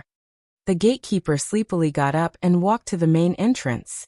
He opened a small door, wanting to see who was so blind to disturb the Yang residents in the middle of the night. The moment the small door was opened, countless tall figures suddenly appeared in front of him. Then, without waiting for the gatekeeper to do anything or even open his mouth to cry out in alarm, those tall figures rushed in through the small door like fish in the sea. There was also a tall figure who immediately reached out and covered the door's mouth, blocking it completely, making it unable to make any sound. Ugh! The gatekeeper still wanted to struggle, but a clear voice rang in his ears. We are the Cold Vanguard warriors. We are going to search the Yang residence. This place is going to be over soon. You better cooperate. If you still dare to scream, even if we kill you in the next moment, it will be in vain. The people who came were indeed the cold vanguard warriors. Their mission was to surround the Yang residence and eliminate all security threats. The order even stated that if anyone resisted, they could use ruthless means to subdue them or even kill them. However, he was just a gatekeeper. They were all here to earn a living. The cold vanguard warriors did not really want to kill him. The gatekeeper finally became obedient. After all, when faced with a life-threatening situation, the so-called 1 month's salary was nothing. The cold blade warriors walked past them and charged towards various parts of the Yang estate. Long before they came, they had already obtained the blueprint of the Yang mansion. After clearly understanding the situation inside, they could ensure that they could control all the vital points in the shortest amount of time, minimizing the possible resistance and threats that might exist in the Yang mansion to the greatest extent. As more and more cold vanguard warriors rushed into the Yang residence, the servants in the residence finally noticed them. Then there was a series of shouts and screams, causing the entire residence to become chaotic. It also startled young Taiju, who was still playing his game. "Young master, this is bad. A lot of cold vanguard warriors suddenly appeared in the residence and surrounded us. Our armory has also been sealed by them. What should we do?" A burly man who looked like a servant rushed into Yang Tieju's courtyard and saw that there were already 2 young ladies dressed in pure white clothes. However, he acted as if he did not see them and spoke with a panicked expression.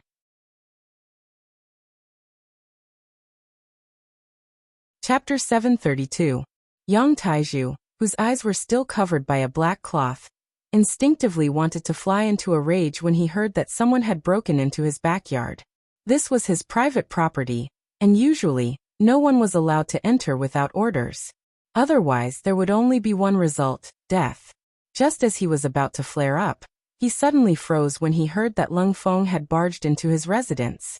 Then, with a wave of his right hand, he tore off the black cloth that was covering his eyes and asked with a ferocious look on his face, "What happened?" Before the servant could answer, more footsteps came from outside the door. Then, a cold front officer wearing a military uniform with the insignia of a colonel on his shoulder appeared in the backyard. Behind him was a dense group of cold front soldiers with calm expressions and sharp eyes. Yang Taiju, who was about to angrily scold the intruder for intruding into his private residence, saw the intruder's face clearly.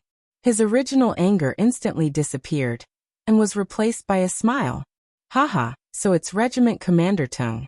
Please forgive me for not welcoming you when you've come to visit."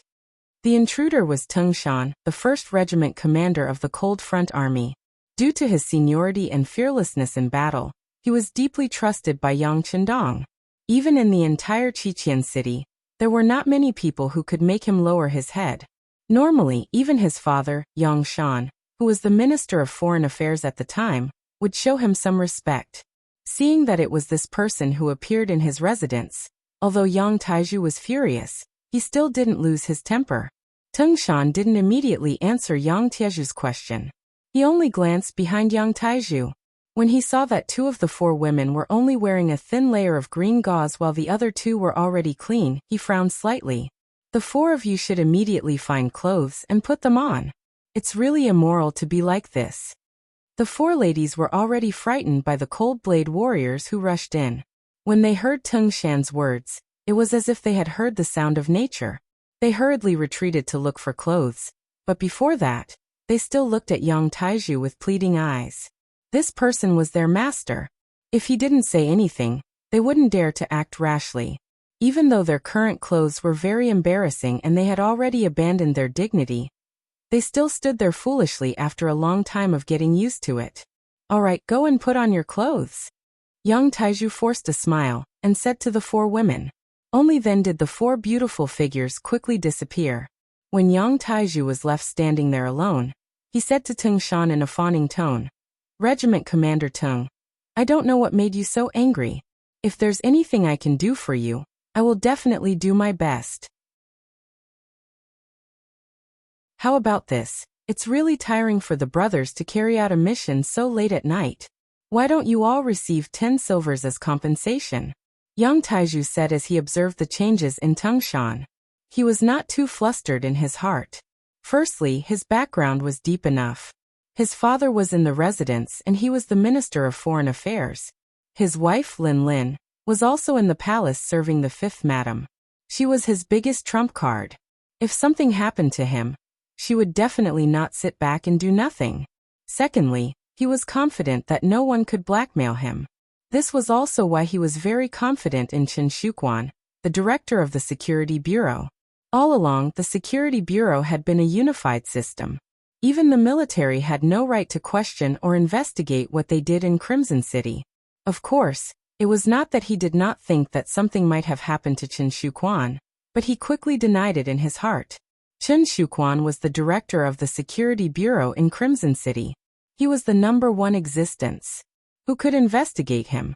Who had the authority to investigate him?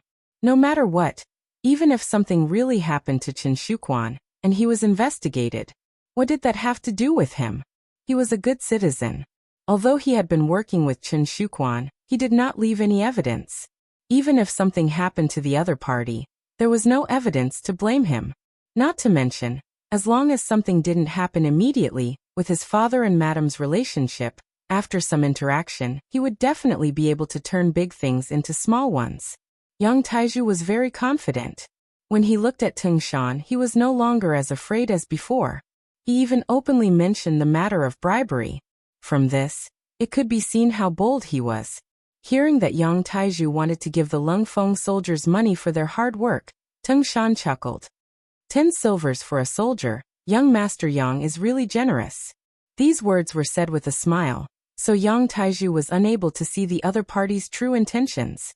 He could only smile apologetically and continue. It's nothing, it's nothing. The Lungfeng soldiers have sacrificed so much for the entire city and island. It's only right for me to contribute a little. It's only right. It's only right. Then I ask young Master Yang to cooperate with us again, and make a trip with us. Tung Shan still had a smile on his face as he spoke.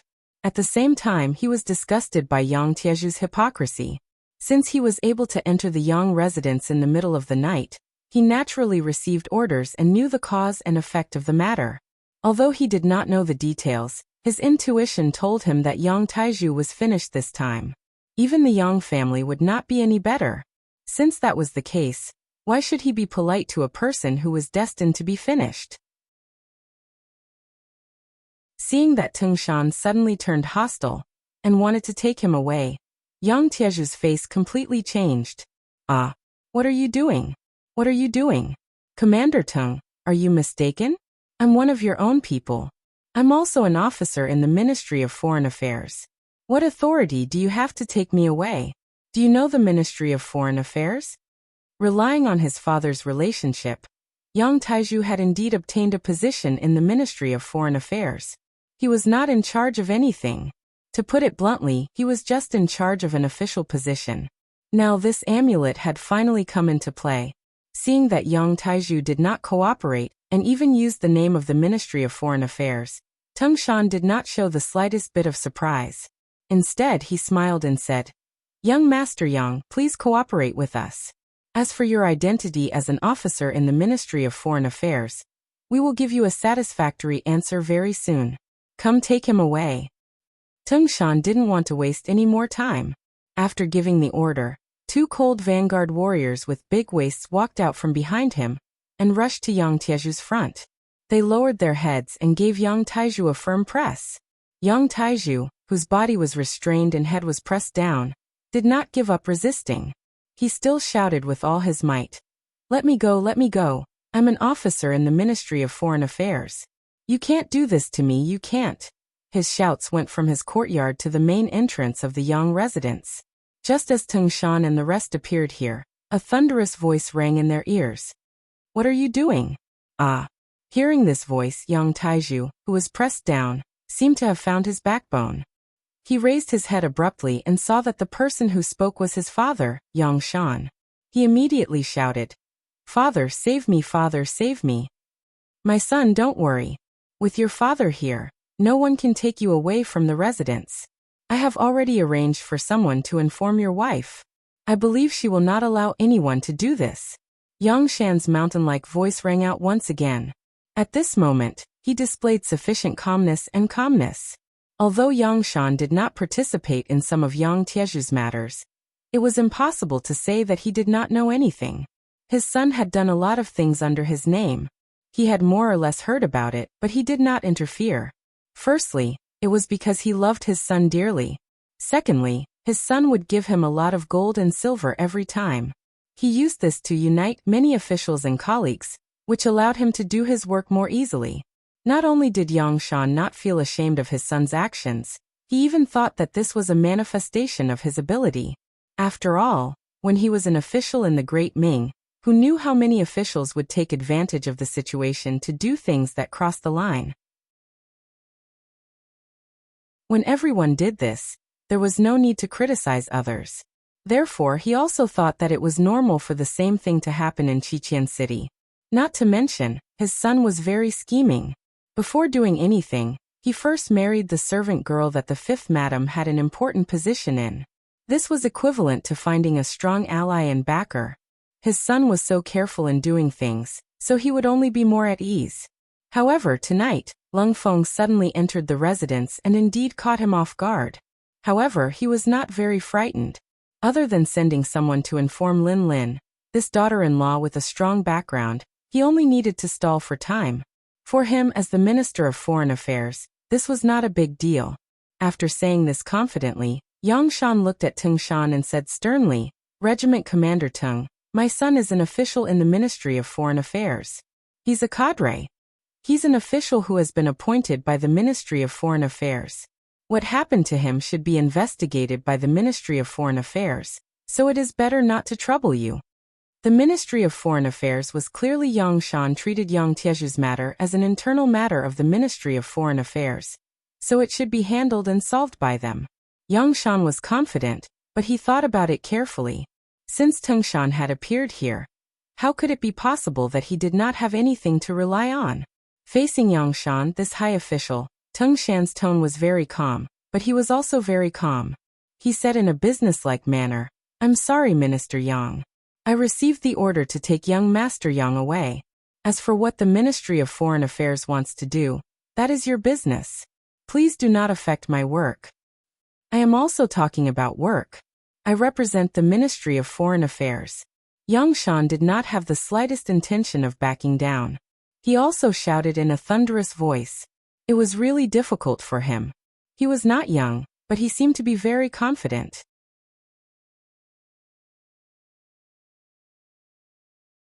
Chapter 733. This time, Yang Shan wanted to use his seniority to oppress the other party. It was true that Yang Qindong had his eyes on Teng Shan, but he was only a regiment commander. Facing the Minister of Foreign Affairs, there was still a lot of pressure. Just as the situation became tense, a thunderous voice suddenly came from behind the Lung Feng. "I'm sorry, Minister Yang, but you can no longer represent the Ministry of Foreign Affairs." As the voice fell, a group of people walked out from behind the crowd. When they saw this group of people, all the Lung Feng involuntarily took a step back and showed a very respectful expression. This was because the three people who came were of high status. Two of them were of high status. They were Yang Wu, Lung Song, and Ma Dali. There was no need to say much about Yang Wu.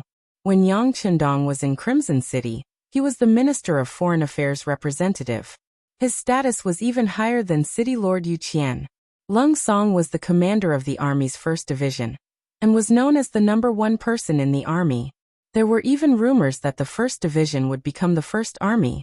When that time came, if there were no accidents, the position of 1st Army Commander would fall on him. He was also the superior of all the Lung Feng in the city. His every move was naturally very eye-catching. The third person was Ma Dali.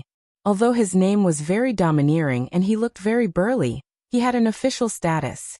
He was the first deputy minister of the Ministry of Foreign Affairs.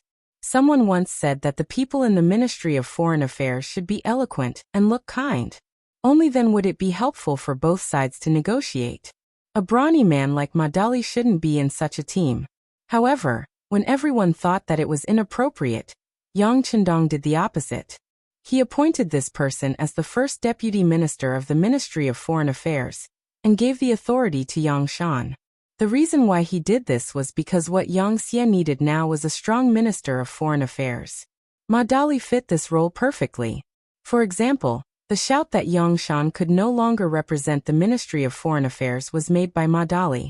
When the three of them appeared, the pressure on Tengshan was greatly reduced.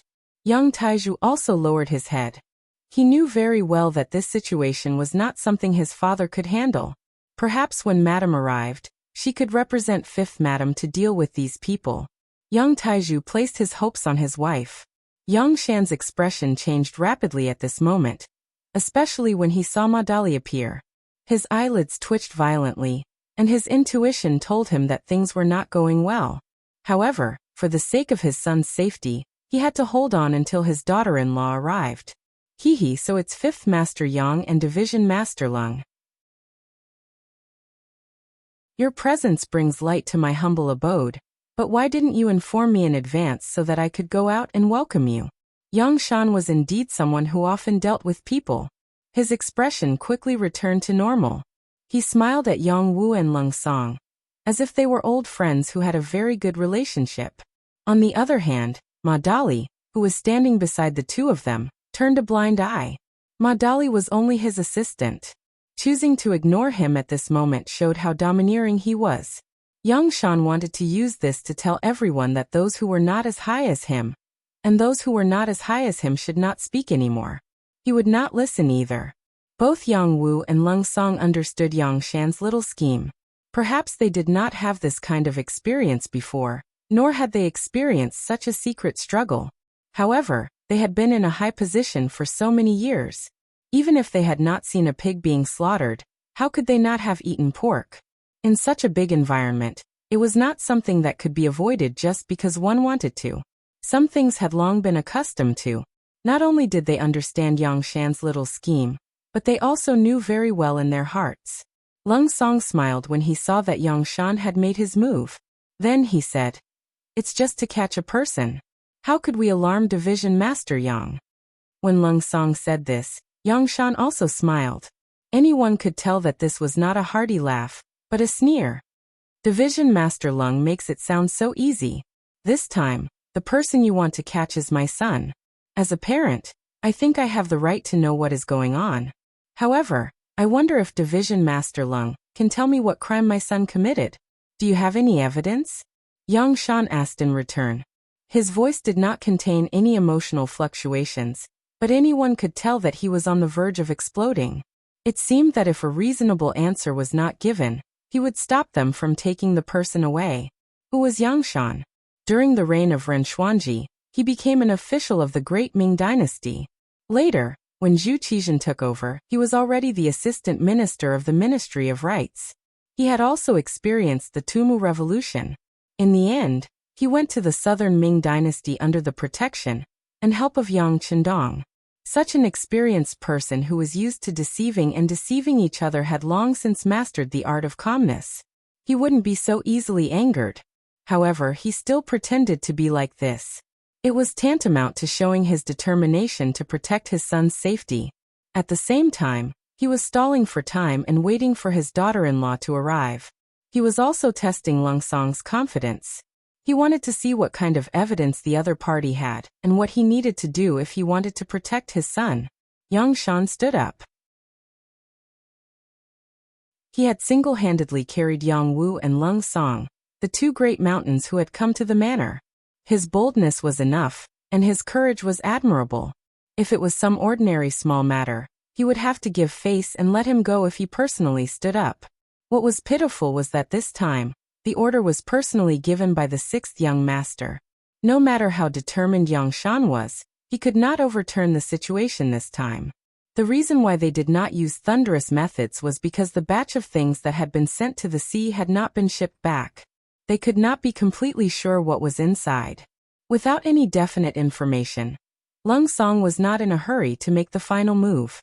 Instead, he chuckled and said, "This is strange. Doesn't your son know what he has done? Why is he asking me about it?" "Commander Lung, I did not do anything. You are accusing me wrongly. It is nothing more than your military being envious of our Ministry of Foreign Affairs. You are accusing me wrongly." Although Yang Taizhu, who was being escorted, was restrained. His mouth was not sealed. He could still speak. Seeing that his father was exonerating him, he took the opportunity to shout and shout. Of course, no one knew how true these words were. Most importantly, Yang Wu was here. If he heard some of these words, would he think that this matter was originally due to the conflict between the Ministry of Foreign Affairs and the military department, and that was why this happened?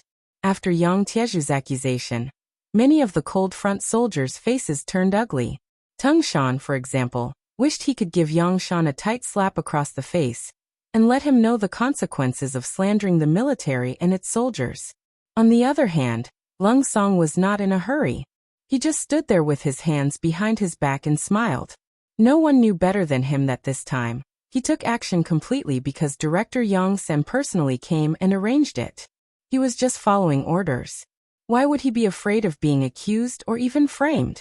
Yang Shan and Yang Tieju's counterattack made the originally tense Yang family courtyard fall into silence. Suddenly, everyone stopped talking. They just looked at each other like they were waiting for something. Yes, everyone was waiting. The Yang father and son were waiting for Lin Lin's arrival. As long as she came, she could represent the fifth young mistress to express her attitude. She was one of the matriarchs. When the master was not around, no one could shake the position of the matriarch. She would have the effect of changing the situation. Yang Wu and Lung Song were waiting for the news from the new dock. As long as the cargo ship was transported back, Chen Shuquan would be caught and betrayed Yang Taiju. Then they could start the next step of the operation. At that time, no one would be able to stop them.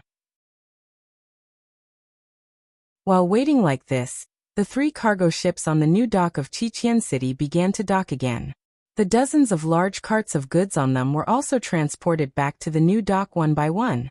Director Chen Shuquan, who was about to leave, was stunned by the scene in front of him.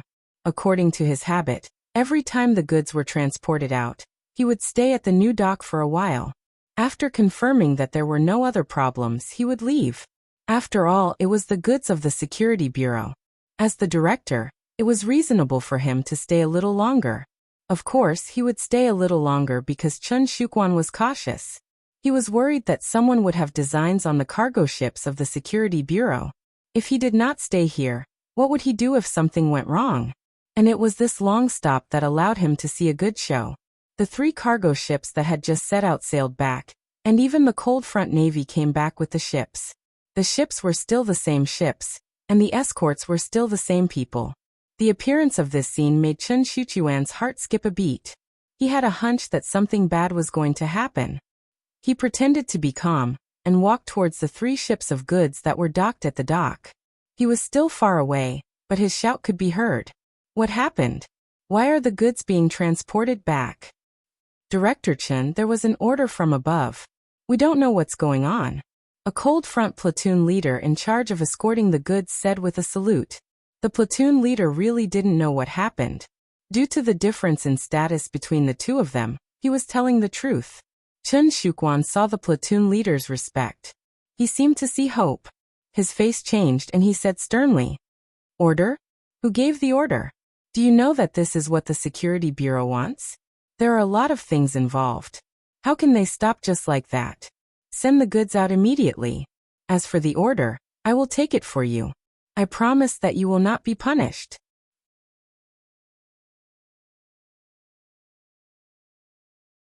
Chapter 734. Chen Shuquan's thinking was simple. As long as the goods were sent out of the sea and handed over to the people arranged by Yang Taiju overseas, there would be no evidence. At that time, he could just say that he didn't know anything. Without evidence, no one could casually convict him. No matter what, Chen Shuquan was still the head of the Security Bureau's office in Crimson City. His words were still very authoritative. Hearing this, platoon leader Lung Feng hesitated. After all, offending the head of the Security Bureau was not a wise move. If he really wanted to target him, how could he, a small platoon leader, resist? Platoon leader Lung Feng was still in a mental struggle, hesitating about what to do. On the new pier, another group of people had appeared. The leader was a young man with delicate features. The moment he appeared, he laughed heartily. "Brother Chen, you have such great authority. Lung Feng doesn't belong to our security bureau, yet you can order him around as you please. You're really amazing. Who is it? Who is secretly making sarcastic remarks? Come out if you have the ability. As soon as the sarcastic remarks were heard, Chen Shuchuan's face darkened. He suddenly turned his head, looking like he was looking for someone to punish. Chen Shuquan did indeed have such confidence. Director Yang San was not in Crimson City, so he was the highest-ranking person in charge of the security bureau here. From a certain point of view, he could exist side by side with military chiefs like Lung Song and Gao Xiong. Even if the people from the political department came, he could still wrestle with them. Due to the confidentiality rules, the security bureau was independent of any system and was directly under the 6th Young Master's jurisdiction. In other words, even if Yang Wuyi appeared here, if he was unyielding, he could still face him head-on. Of course, all of this was limited to the other party not receiving the 6th Young Master's orders. Thinking about how he dared to face Yang Wuyi, what a proud existence he was. It was no wonder that when he heard people talking about him like this, he immediately shouted like a plucked rooster. Ha ha ha, Brother Chen, I haven't been hiding in the dark. I've been standing here all this time. It's just that your standards are too high and you didn't notice me. As the laughter continued, Che Chao led a group of 20 members of the Security Bureau's operations team that had been transferred from various places to Chen Shuquan. A group of people strode over. Because it was dark, they couldn't see clearly, but Chen Shuchuan's expression had already begun to change. Since the other party was so fearless, his identity must not be simple. Moreover, the goods were right in front of him.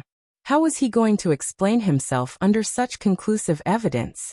Chen Shuchuan's brain spun rapidly as he formulated various countermeasures in his mind. At this time, Che Chao had already strode in front of him. With the help of the street lights on the pier, they could finally see each other clearly. At this moment, Chen Shuchuan's face was filled with shock. Che Chao, how could it be you? Why can't it be me?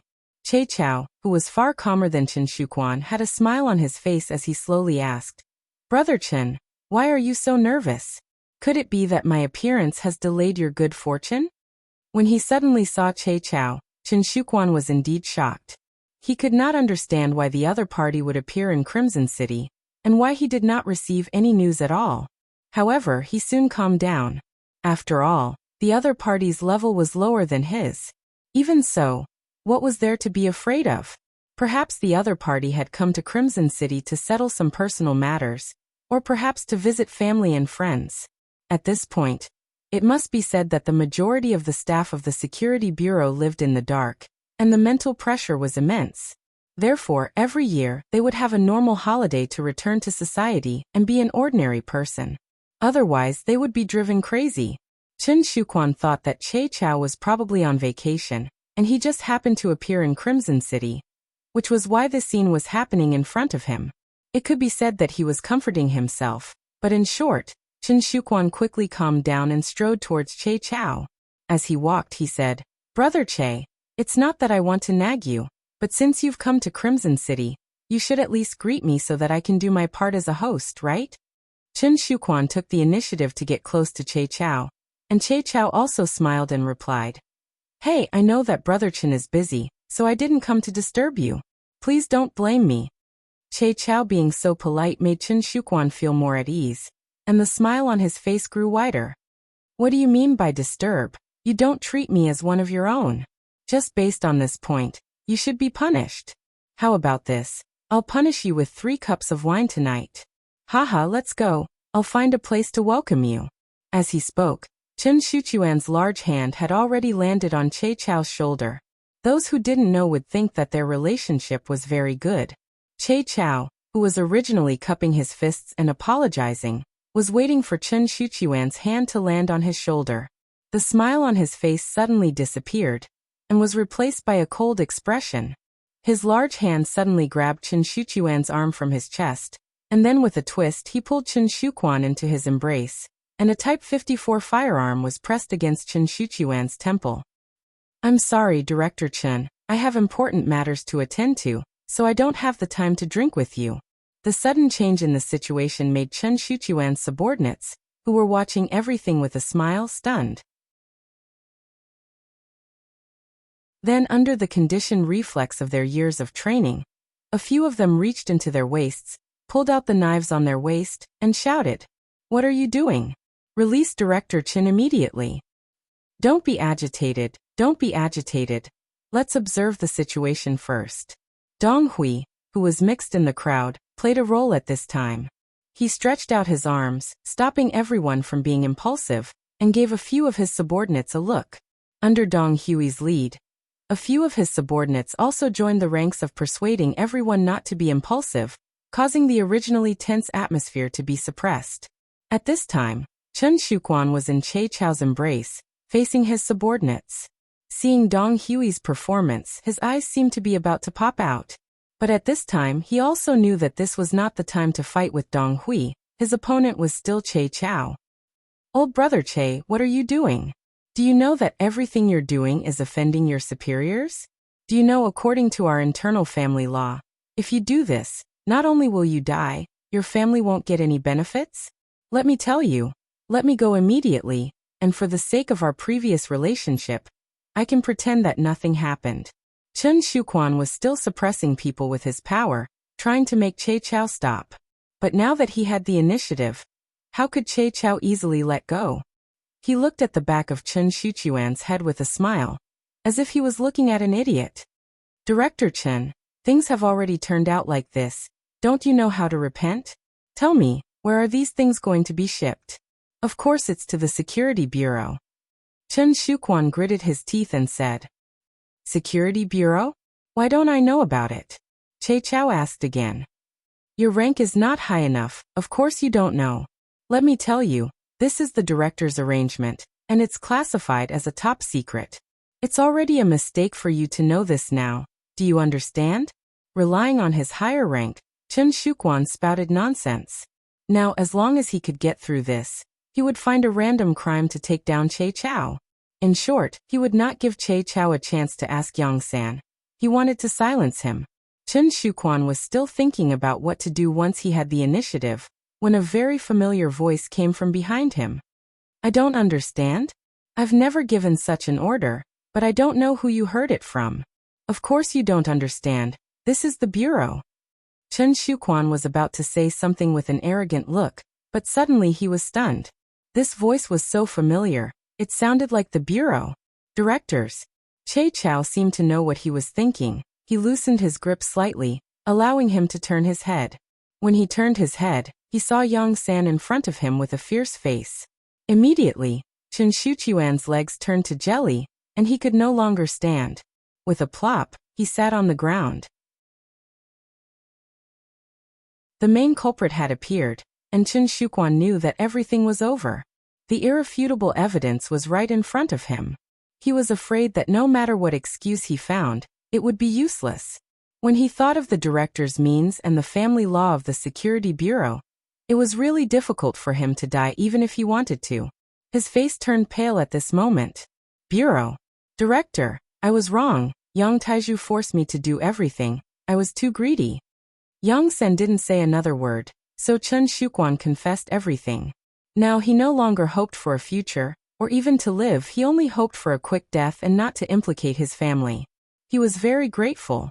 Chen Shuquan was so cooperative, and Yang San stood there and listened coldly. After listening to Chen Shuquan, he sighed softly. "Chen Shuquan, you've been in the Security Bureau for a long time, and your name is on the 6th Young Master's list. Do you know that your future is limitless? Do you know how many generations your descendants will be proud of having you as their ancestor?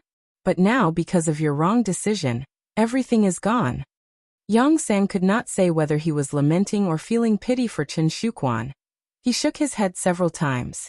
It was obvious that this result made him a little sad.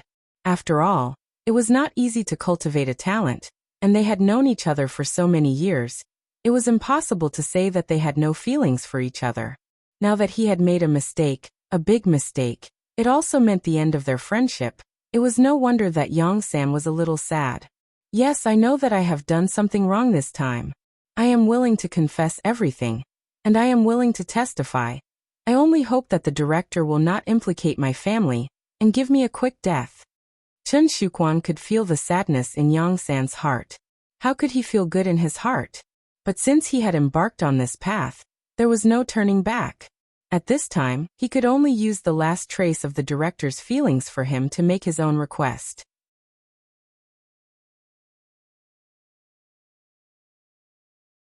Chapter 735. Cooperate well. I promise I won't implicate your family. Yang San knew what Chen Shuquan was worried about. Perhaps this was the only thing he could do for the other party. He patted the other party's shoulder lightly. Che Chao, I'll leave this to you. He will cooperate well with you and tell you everything we want to know. Director, don't worry, I'll get the confession immediately. Che Chao patted his chest and promised. There was a glimmer of excitement in his eyes. The chance to make a big contribution had come. As long as he did this well, he could get promoted as he wished and become the new director of the Crimson City Security Bureau. One was eager to make a contribution. The other was eager to atone for his sins. The two of them got together, and the process of taking notes and testimonies went very smoothly. In just half an hour, a clear file appeared in front of Yang San, who was in the duty room. After taking a quick look, Yang San sighed softly. Send someone to inform Yang Wu and the palace. It's time to reel in the net. Also, get the action team to move out. All the officials related to this matter must not be let off. Arrest them all. Yes, I'll do it immediately. Che Chao replied and turned to leave. This night, Crimson City was destined to not be peaceful. Palace. This palace occupied a large area and was built magnificently. It seemed to be an independent existence from Crimson City. Although the master was rarely here, no one dared to disrespect this place. So much so that anyone who walked out of this place could issue orders, and they all had a higher status than anyone else. Lin Lin, this woman with average looks and beauty was at most 30%, was one of the people who often went in and out of the palace. With her eloquence that could make a dead person come back to life, she gained the trust of the fifth Madame Su Maner, and became the representative of the fifth Madame. Originally, Su Maner had a personal maid named Xiao Yun. However, this maid was a little lazy. In the end, the purchasing of the necessities of the palace fell to Lin Lin, who had been by Su Maner's side since she came to Crimson City. Lin Lin was a person who knew how to conduct herself. Not only did she know how to say nice things to make Su Maner laugh heartily, she also had a very good relationship with the other maids. In this regard, her husband Yang Taiju was also very willing to spend money. With money, she could naturally bribe many people to do things for her. It was precisely because Lin Lin usually paid attention to the people around her that she was able to rope in more people. When the Yang mansion was surrounded, Yang Shan arranged for his trusted steward to leave through the secret passage in the mansion and come to the palace. Soon, a servant girl who had received favor handed the news to Lin Lin. Lin Lin, who suddenly received the news, was shocked. Although she didn't know what her husband, Yang Taiju, did for a living, seeing how generous he usually was, she could guess that the money might not be so honorable. Because of this matter, she had hesitated and considered. However, when she thought of how his father was the dignified Minister of Foreign Affairs, and was the person favored by the sixth young master, it was reasonable for such a family to have some unexpected wealth. She didn't think too much about it. However, now it seemed that the matter was a little serious. Once something happened to her husband, she would have no backing and no income. How could she unite more maids in the future? This would shake her foundation. She had no choice but to save him. Lin Lin decided to take action. However, before leaving the palace, she still had a very important thing to do. That was to first obtain the support of the fifth madam. Only in this way could she be considered to have the sword of the imperial court. Only then could she do things without fear. Is madam asleep? Lin Lin came to the room where Su Maner was resting and asked the maid on duty tonight. Not yet. Sister Lin, is something the matter? The maid on duty had a good relationship with Lin Lin, and asked with a smile. I have a small matter to see madam. On the surface, Lin Lin acted as if nothing had happened. As she spoke, she had already walked into the bedroom. When she saw Su Maner sitting in front of the god's mirror removing her makeup, she knelt on the ground without another word. It was just an action without a word, but it gave Xiao Yin a fright. Su Maner, who was sitting there, also saw everything that happened behind her through the divine mirror. She was also shocked. Ling, what happened? Why do you have to be so respectful? It was just like how Yang Chendong asked his subordinates not to kneel for no reason. In the palace, unless it was an important occasion, there was no rule to kneel. Madam, please save Ling. Save the life of my husband's family. With a tear-stained face, Lin Lin looked like an excellent actress at this moment. She spoke as if she had been wronged. What's going on? Stand up and talk. Su Maner's expression became much more serious when she heard this. This maid who was very considerate of her was married to the son of the Minister of Foreign Affairs, Yang Shan. What exactly happened that even Minister Yang was unable to save her? Su Maner, who had already thought of the wording, started to distort the truth. She said that Minister Yang had long made people jealous because of his high position and power. She said that the Yang family had a relationship with Madame again, causing some people to be jealous. She said that it was not a matter of a day for everyone to overthrow Minister Yang and so on. In the end, Lin Lin said bluntly, Madam, the downfall of my husband's family is a small matter, but it will affect Madame's reputation. What's more, there will be people who want to take the opportunity to attack the sixth young master's prestige. This is a big matter. The sixth young master is not in the city all year round, and the development of the city is so prosperous. It's hard to tell what's in a person's heart. Su Maner did not pay much attention to the previous words. Even if it involved herself, she did not pay much attention to it. It was enough for her husband to know what kind of person she was. As for the opinions of others, she did not care at all. Because without her husband, she was probably a dead person now. It was hateful that she believed the one-sided words of a villain, and even had delusions of killing her husband. Now that she thought about it, she really regretted it. All of this made Su Maner extremely grateful to Yang Chendong. She would not allow anyone to threaten her husband's safety, even if her reputation was damaged. Now that she heard that someone actually had such an idea, how could she not be angry? She glared and said, How preposterous! Is it true that because my husband is not around, some people want to indulge in wild fantasies? Yes, madam. This matter is not a small matter. Please make a decision. Seeing that Su Maner had fallen into a trap, Lin Lin was overjoyed and continued to instigate her. Lin Lin was asking what to do next. Should she help the Yang family? In this way, it would be equivalent to indirectly helping her. Su Maner understood the hidden meaning in his words. After thinking for a while, she said, Then go and take a look. If they are trying to frame you, then let them investigate seriously. If they really did do it, then even you are not allowed to speak carelessly. Su Maner was still smart. She did not make a conclusion about things that she did not understand. Instead, she wanted to base it on facts. However, how could she know that the starting point of any matter might be good, but in the end, it depended on who was carrying it out. If the person carrying it out was someone who could not distinguish right from wrong, wanting to have a fair decision would become a delusion. Lin Lin was waiting for this sentence. She immediately agreed, stood up, and walked out of the bedroom. At this moment, she was no longer acting like a weak woman just now. Instead, she was filled with pride and confidence. Since you dare to go against my husband's family, then you can wait to be dealt with. After receiving Su Maner's support, Lin Lin seemed to have changed into a different person. When she walked out of the palace, her expression was filled with confidence. She wanted to use the name of a tiger. What could others do about it? Leading 4 maids, Lin Lin walked in front with large strides. Her arrogant appearance made her look like a master. Along the way, all the maids who met her stopped in their tracks from afar. When they got closer, they lowered their heads and asked questions with a fawning and respectful expression. From afar, she could see the outer gate of the palace. As long as she walked past it, she would reach the outer palace. Although there were many guards there in charge of security, with Lin Lin's status, they did not even have the courage to check. It could be said that once she passed through the gate, she would be free to fly. Lin Lin's face subconsciously revealed a victorious smile.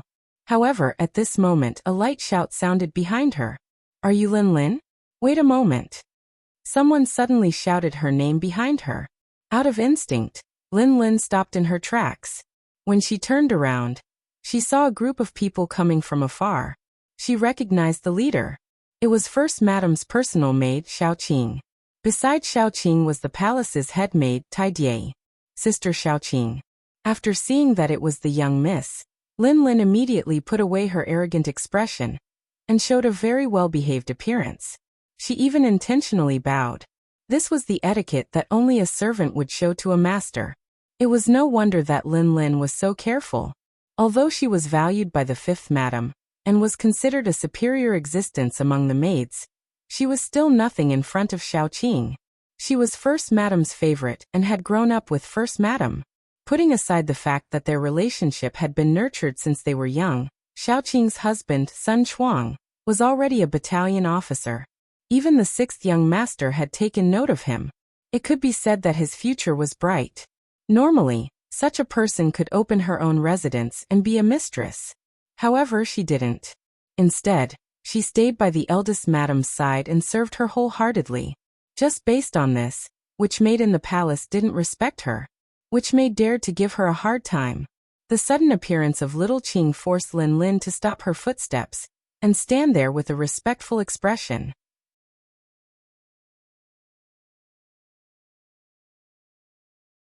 Chapter 736. Little Qing took small steps and soon arrived in front of Lin Lin. She first looked her up and down and then asked with a smile, "Little sister Lin Lin, it's so late. Where are you going?" If someone else asked her this question, Lin Lin could choose not to answer. They were all maids. One served the first madam, and the other served the fifth madam. They usually minded their own business. But since it was little Qing who asked the question, Lin Lin had to answer. "It's like this. The fifth madam has something for me to do, so I left the palace late at night." "I see. Since it's like this, you don't have to go. Go back and wait for the news." Little Qing nodded and then said slowly. Lin Lin was also confused by this sentence. She looked up and said to little Qing, "Sister Little Qing, I don't know if you didn't hear clearly. I went out this time on the fifth madam's orders." I know. That's why I told you to go back and wait." Little Qing didn't wait for her to finish and stopped her. Then she turned her head and looked at the 8 maids behind her, especially the leader, Tai Die, and said, "Listen well. Send little sister Little Qing and the others back. Don't wander around outside." After saying this casually, little Qing turned and left. She didn't even want to explain. The 8 maids behind her all stayed and stared at Lin Lin and the others. It seemed that if they didn't listen, then don't blame them for being rude. She was stopped. Even though it was little Qing who gave this order, Lin Lin was still a bit unconvinced. Although she could go back and ask fifth madam again, it would inevitably delay time. Who knew if there would be any changes in the situation? So her eyes moved and she looked at the 8 maids surrounding her. She smiled and said, "Sisters, we're all maids and it's not easy for us. Why don't you make it easy? If you do me a favor, I will remember it in my heart." As she spoke, Lin Lin took out a stack of banknotes from her sleeves. The smallest banknote on the stack was worth 100 taels. She took out 800 taels. One had to say that Lin Lin was very generous. If it was any other time, the maids below would be beaming with joy and would say some words of blessings as they received the banknotes. However, it was a pity that this time, the trick that worked every single time did not work. The faces of the 8 maids didn't change at all. The leader, Tai Die, acted as if she didn't see the banknotes and said, "Lin Lin, you'd better not make things difficult for us. Be obedient. Otherwise, once we start fighting, it will be really embarrassing." After getting the cold shoulder, Lin Lin's face became very ugly. She gritted her teeth and said, "Okay, then I'll go find the fifth madam. I don't believe that there's no justice in the palace." As she spoke, she turned around angrily and walked straight to the palace where the fifth madam was resting. At this time, Lin Lin didn't know that her backer, the fifth madam, had been invited to the first madam's palace. Not only Madame Wu, but Madame Shui, the third madam, was also there. At this time, they were reading a telegram sent by Yang Qindong, which talked about some things about Yang Taizhu. Su Maner had just left when she received a message saying that the first madam had invited her.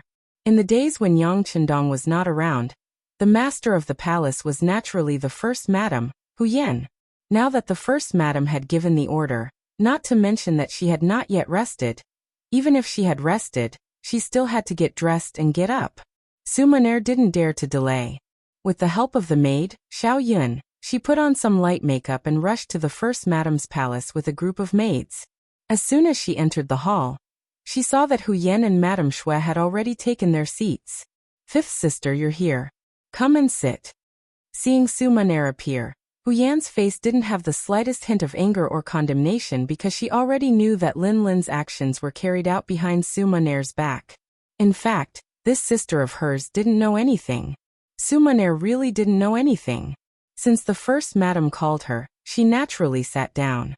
Then she smiled and asked Hu Yan, "Sister, what happened?" Something must have happened for them to call her over so late at night. Su Maner's IQ wasn't low. She didn't think that the sisters would gather at this time just to chat about their daily lives. This time, before Hu Yan could speak, Madame Shui had already passed the telegram to her. "Fifth sister, you should take a look at this first." With a face full of doubt, Su Maner took the telegram from the maid, Xiao Yun. When her gaze fell on the contents of the telegram, Su Maner's expression quickly became a little ugly. Perhaps a telegram to others could be sent more simply, as long as the meaning was clear. But how could Yang Chendong be stingy with his words when sending a telegram to his wife? In this telegram, Yang Chendong explained everything very clearly. He even mentioned Lin Lin's name. Although some things couldn't be described in such detail like when they met, the mention of Lin Lin's name already explained a lot of things. While Su Maner was still digesting this news, Hu Yan had already opened her mouth and said, "This time, my husband is really angry. He risked his life at the front lines to fight for the world, working hard to save more Han people. But we still have to worry about our rear. Speaking of which, it's really our fault." It was a simple sentence, but Su Maner's expression froze when she heard it. She knew that she had really done something wrong this time. She had actually mistakenly trusted a maidservant, and unknowingly passed on such a wrong signal to others, which had almost led to a disaster. Thinking that if it wasn't for her bad judgment, she wouldn't have made her husband worry about this, Su Maner felt waves of self-blame. Just as Su Maner was still accepting the condemnation in her heart, Xiao Yun suddenly entered the hall. She first greeted them and bowed. Then she said, "Madam, third madam, fifth madam, Sun Chuang of the Imperial Army has something to discuss with you.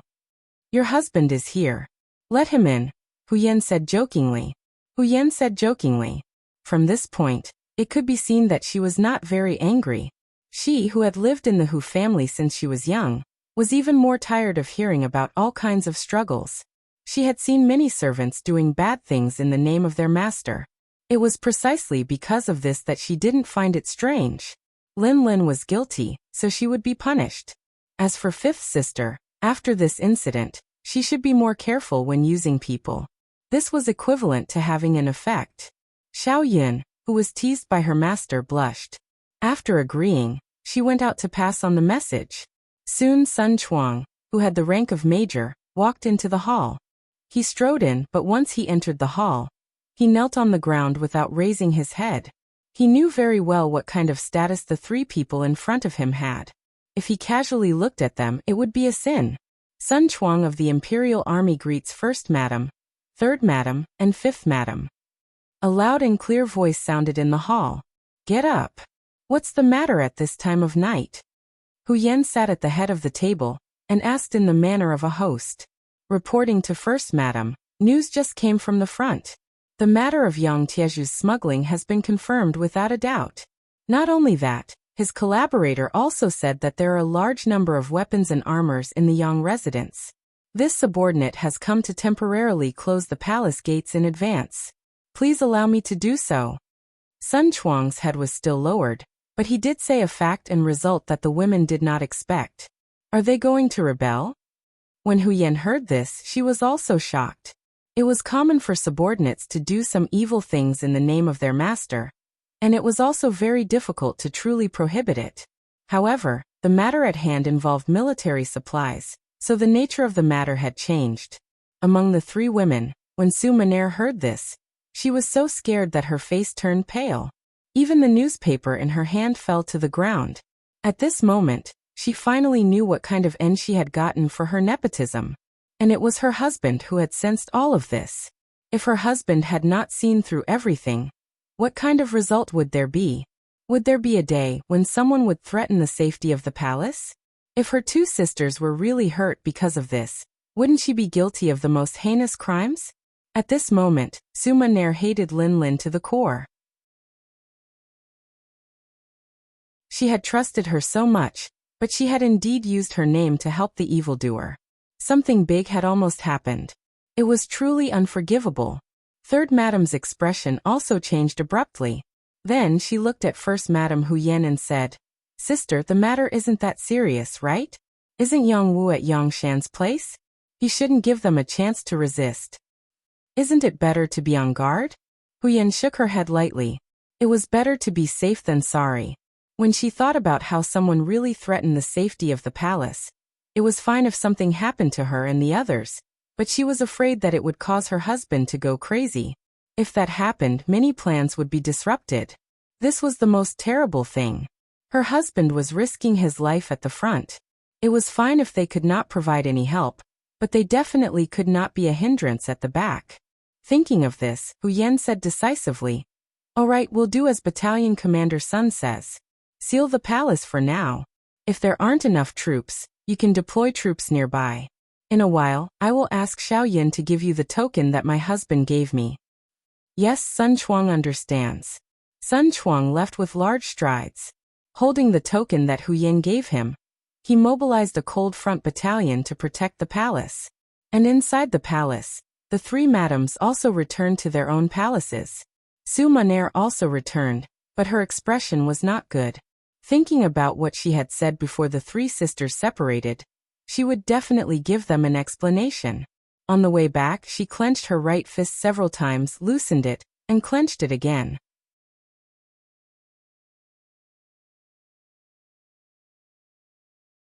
Chapter 737. Su-maner had been through a lot since she was young, and her willpower had long been tempered to be very firm. Otherwise, she would not have attempted to assassinate Yang Chendong.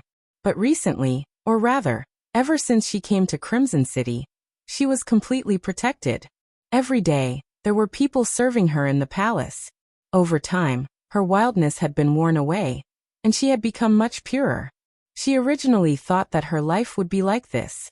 One day, when she gave birth to a child for her husband, she would be happy for the rest of her life. But now, it seemed that conflicts were everywhere. If she was careless, she might be consigned to eternal damnation. Fortunately, her husband was reasonable and understood people's hearts.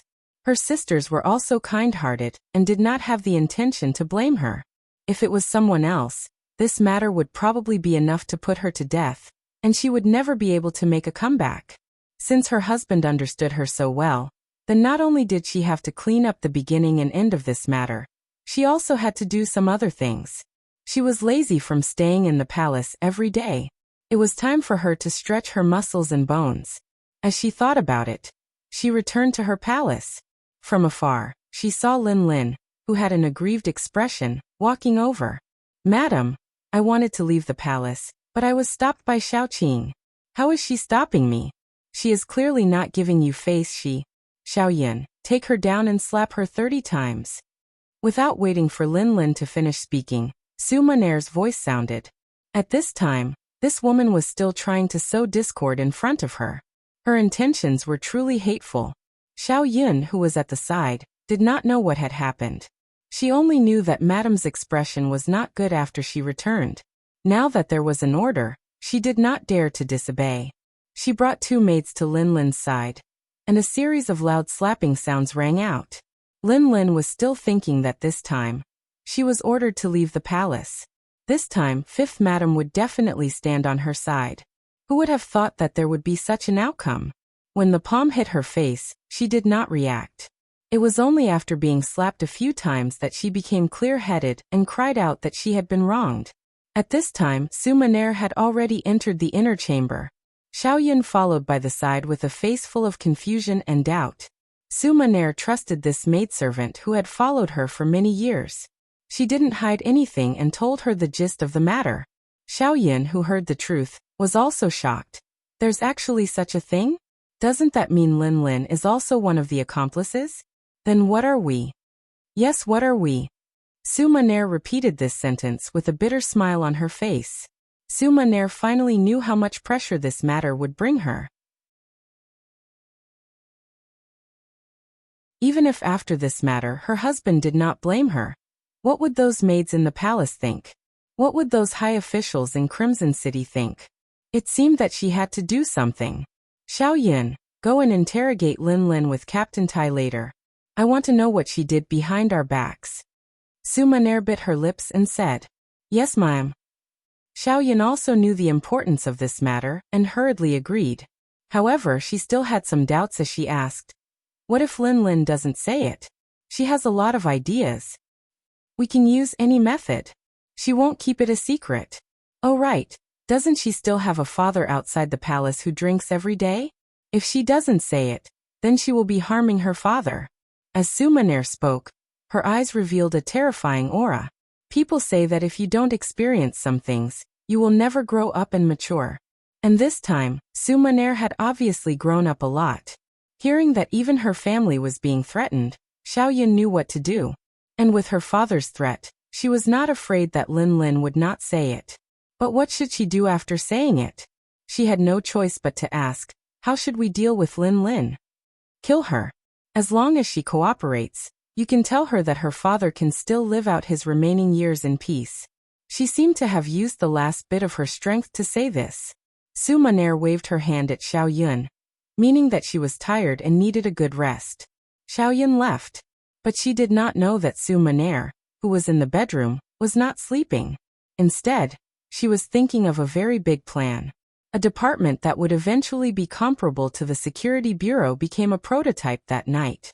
After reporting it to Yang Qindong, it was given a new name, the Central Intelligence Agency. And the boss of this Central Intelligence Agency was Su Maner. Its appearance would greatly make up for some of the negligence of the Security Bureau. In the future, it would make countless military achievements. This was probably something that even Yang Qindong did not foresee. After Lin Lin was slapped 30 times, she, who had a mouthful of blood, was dragged to the woodshed at the side. There, Xiaoyun set up a temporary torture chamber. Whether it was coercion or enticement, in the end, she found out everything she wanted to know. The result was still very gratifying. Lin Lin was only after Yang Tieju's family background and money. She did not really participate in what he did. This made Su Maner, who knew everything after the fact, heave a sigh of relief. She was guilty, but her sin was not that big. She could finally face Yang Qindong and her sisters. Lin Lin was finished. The father and son of the Yang family, who were still unaware of all this, still placed their hopes on him. After waiting for a long time, no one came. Instead, a secret agent from the Security Bureau came to the Yang residence. He came to Yang Wu's ear and whispered something softly. Yang Wu was originally standing there calmly, but after hearing the whispered news, his entire person became unwell. His eyes widened as he looked at Yang Shan and the captured Yang Taiju. Suddenly he laughed out loud. Good, very good. I didn't expect that you were not only after money, but also have greater ambitions. Men search. Turn the entire Yang residence upside down 3 times. Even a tile must be smashed into pieces. Absolutely not allow any item to remain intact. Yang Wu suddenly gave this ruthless order, and the Lung Feng soldiers who came with him agreed and began to move.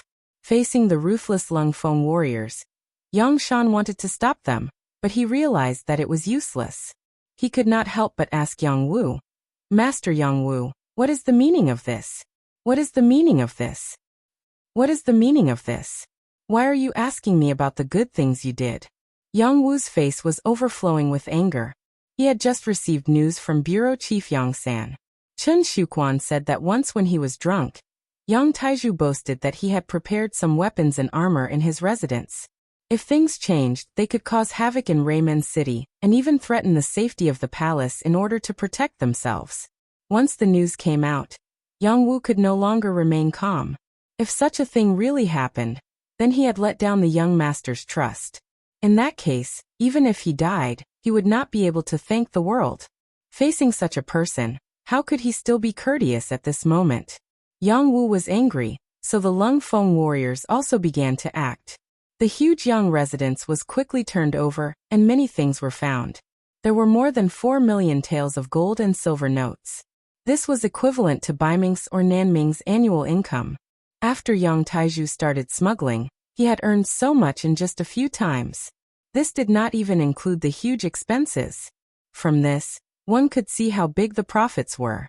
Other than the gold and silver, there were actually 2088 rifles, 300 sharp swords and spears, hundreds of sets of armor, and dozens of boxes of bullets and grenades. When these things were piled up like a small mountain in the courtyard of the Yang residence, Yang Shan finally lost his imposing manner and fell to the ground with a plop. At this moment, Yang Shan finally understood how big his son's ambition was. He also finally understood what it meant to raise a tiger for calamity. It was just that he was raising his son. The moment these things came out, Yang Taizhu lowered his arrogant head. He knew that he was done for. On the other hand, Lung Song was sweating profusely. He didn't dare to imagine what would happen if these weapons suddenly launched an attack. Even if Crimson City did not fall into chaos, it would be difficult to protect some important institutions. Investigate, investigate, investigate for me. How did these things appear here? These are not things that can be bought with money. Yang Wu roared as he looked at the grenades and 88 rifles. Then his gaze landed on Yang Shan. On behalf of the 6th Young Master, I announce that from now on, you are no longer the Minister of Foreign Affairs. Men, take him away and lock him in jail. Ma Dali will be the acting Minister of Foreign Affairs. You will also be in charge of the interrogation of Yang Shan. As Yang Shan's deputy, Ma Dali understood his superior very well. Letting someone who understood you to interrogate you would achieve twice the result with half the effort. Yang Wu did not doubt this point. The Yang family was finished. And that night, some people who had close ties with the Yang family were implicated. More than 50 officials were arrested. Among them were a few company cadres and a battalion commander from Cold Front. And this matter had only just begun. As the interrogation progressed, more and more people were implicated. Even the Bureau's Director General, Shen Yu, was invited away by the Security Bureau the next morning. The person in charge of the interrogation was none other than Director General Yang San. Using interrogation instead of interrogation meant that Yang San was under Yang Qindong's orders to reprimand Shen Yu. The gist of his words was that his job was very special. It was a job that offended others, but he did not have to be afraid of offending others because he had the 6th Young Master backing him up. He knew how hard it was for him and how he was a person. But if he was afraid of offending others, he could quit his job. He could go home and retire. He could also be given a leisurely department to pass the days.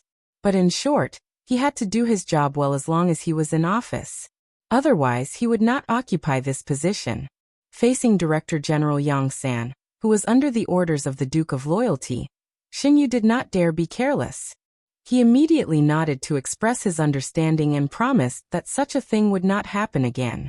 If he encountered any injustice or lawlessness, he would be the first to stand up.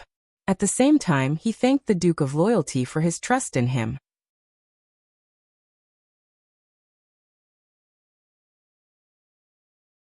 Chapter 738.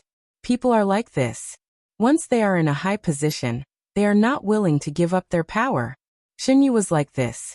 After experiencing the prestige of the Monitoring Bureau chief, he was reluctant to leave. Even if he knew that what he was about to do would offend a lot of people, he was still unwilling to leave. Since Shen Yu had already expressed his stance, Yang Sen also allowed him to make his choice. However, before they parted ways, he reminded him, "This matter is not over yet. There will be others who will come looking for you. You just have to wait. I hope that you can perform well." He did not say who was looking for him, nor did he say what it was about. Yang Sen left, leaving Shen Yu with a mystery in his heart. This mystery did not last long. Just as he was about to get off work, someone from the security bureau came to invite Xinyu to the famous Min Lufu restaurant in the city for a banquet. Xinyu knew about Min Lufu. Usually many people with status were willing to hold their banquets there. He also heard that the background of the restaurant was very strong, but outsiders did not know the specifics. Since Yang San sent someone to inform him, and since he had already said hello, Xinyu would naturally go. After getting off work, he went straight to Min Lufu restaurant. When he arrived at the restaurant, which covered an area of more than 10,000 square meters, there were already people waiting for him outside. When they saw him arrive, they led him straight to the third floor. In the private room on the third floor, when Xinyu opened the door and entered, he realized that he was not the first to arrive. The 1st Division Commander of the Navy, Gao Xiong, and the political department's Mo Qingyu had arrived before him. Gao Xiong was the commander of the Navy's 1st Division. It was said that the Duke of Loyalty wanted to expand the division into an army. If nothing unexpected happened, this person would become the first Navy commander. Ji Qingyu was one of the members of the political department. He was also the political commissar of the Army's 1st Division. There were already rumors that he would become the first vice minister of the political department. One of them represented the Navy's 1st Division, and the other represented the Army's 1st Division. Their arrival seemed to explain some things. When the three of them met, they naturally had to exchange greetings. However, their personal relationship wasn't very deep. This had to do with their identities and statuses, and also because they each represented different forces. It was impossible for them to sit together and drink and chat merrily. Where there are people, there are rivers and lakes. This sentence was also very appropriate to use here. Even though Yangxia hadn't been established for a long time, and many of them were newcomers, fighting seemed to be something that humans were born with. It was the kind that didn't need to be taught. You could learn it very well and play it very smoothly. Since there were benefits, there would be fights. When it came to who could get more and who could only get less, a struggle was inevitable. Yang Chendong couldn't do anything about this. Of course, this was something he was happy to see. The people below him were all as good as one person. This was not good for his management in the future. The private room was very spacious, at least 100 square meters. The three of them sat in 3 different directions and soon there was silence. Perhaps they were all wondering why Director Yang Sen had invited them here. What was he going to do? What kind of performance should they have? Just as the three of them were still immersed in their fantasies, the door suddenly opened and 2 people came in. When the 2 of them appeared, the 3 people in the room hurriedly stood up, their faces filled with respect from the bottom of their hearts. There was no other way. The people who came were the director of the Security Bureau, Yang San, and the future 6th Madam, Luan Xiaoyu. Yes, the one who came with Yang San was Luan Xiaoyu. Not only did she come, but she also walked in front. From this point alone, she should be the host of today's meal. Hello, Director Luan. Because Luan Xiaoyu also had the identity of Director of Publicity, before she was brought into the palace by Yang Chendong's legal wife, everyone was used to calling her Director Luan. Hello everyone, I've made you wait for a long time. I'm really sorry. I just came out from City Lord Yu's place. Luan Xiaoyu had a smile on her face. Although she was very young and was still a few years away from 18 years old, the long-term training had shown the results. She showed a very mature side. Even when she saw 3 people with great power, she didn't show the slightest bit of fear. Luan Xiaoyu was very clear in her heart. Who gave her everything today, and why the 3 people in front of her respected her. It was precisely because of this that after receiving Yang Chendong's telegram, she quickly returned to Crimson City from below. She began to carry out the following reforms, investigating the other movements. After the incident with Yang Chendong felt that it was always right to nip the problem in the bud. He couldn't always see the serious consequences before coming out to take care of everything. If that was the case, it would only cause unnecessary internal friction. After making this decision, he placed this heavy responsibility on Luan Xiaoyu. Yang Chendong knew that Luan Xiaoyu was still young, but this person was absolutely loyal to him. Her love for him was also the purest. He didn't have to worry about her betrayal. Moreover, as his woman, she should experience more storms. After all, he couldn't imagine what kind of achievements he would achieve in the future. If the women by his side were too ordinary, then it would really harm them. In the future, when Yang Dong entered the headquarters, he had watched some TV dramas when he had nothing to do. There were quite a few dramas in Guangdong. Although he didn't want that scene to happen to him, as his woman, she had to have the ability to protect herself. This was him helping Luan Xiaoyu grow up in advance. After accepting this mission, Luan Xiaoyu also knew that this was Dong Shuai's way of reminding her. So she made up her mind to perform better to prove herself. Thus she came. Not only did she come, she even went to Yu Qian's office before coming. She chatted with this senior for a long time and decided on the direction of her work. The only regret was that Yu Qian did not accept Luan Xiaoyu's invitation. Even if it was Yang Chendong's intention, the result would be the same. In Yu Qian's words, his main job was still the development of Qiqian City. As for the other work, he would do his best to cooperate, but he would not delve too deeply into it. After all, a person's energy was limited. Yu Qian's rejection was actually for Luan Xiaoyu's sake. Because with his prestige, if he really participated in this matter, she would have nothing to do with it. When she really achieved results, her achievements would also be covered up. Thus, Luan Xiaoyu was grateful from the bottom of her heart for this senior's care and guidance. The moment she entered the private room, Luan Xiaoyu told everyone about her meeting with Yu Qian. This was equivalent to telling everyone that what she wanted to do not only obtain the consent and attention of the sixth young master. This could be seen from her own identity and the fact that Bureau Chief Yang San accompanied her throughout the entire process. She also obtained the full cooperation of the city lord, Yu Qian. The three people present were all extremely intelligent. They immediately understood what he meant, and the smiles on their faces widened a little. Since a matter had received so much support, there was no way they could refuse. Luan Xiaoyu walked into the private room, and after greeting the three of them, she did not immediately sit down. Instead, she walked to the window of the private room and looked out. At this time, the sky was already dark, but the street lights in Crimson City were already lit up. One could see commoners coming and going on the streets. It was very lively. Not far away, some of the nearby residential areas were also lit up with electric lights. Looking from afar, it really looked like tens of thousands of homes were lit up. According to Yang Chendong's intention, there was no curfew in Crimson City unless there were special circumstances. As time passed, not only were the commoners used to it, it was still very lively even at night. There were even some tea houses, restaurants, brothels, and casinos that had better business at night. This promoted the rich life of the entire city and promoted the economic development of this place. Yes, there were brothels and casinos in Crimson City. However, these industries were not something that everyone could do. They required a special industry certificate issued by the city lord's mansion, and the taxes were heavy. On this point, Yang Chendong was also clear that there were some things that could not be truly prohibited. Rather than letting others secretly hide and do it, it was better to openly take it out and standardize it. He could also collect more business taxes and use it to serve the army and the people. Wouldn't that be better? So lively.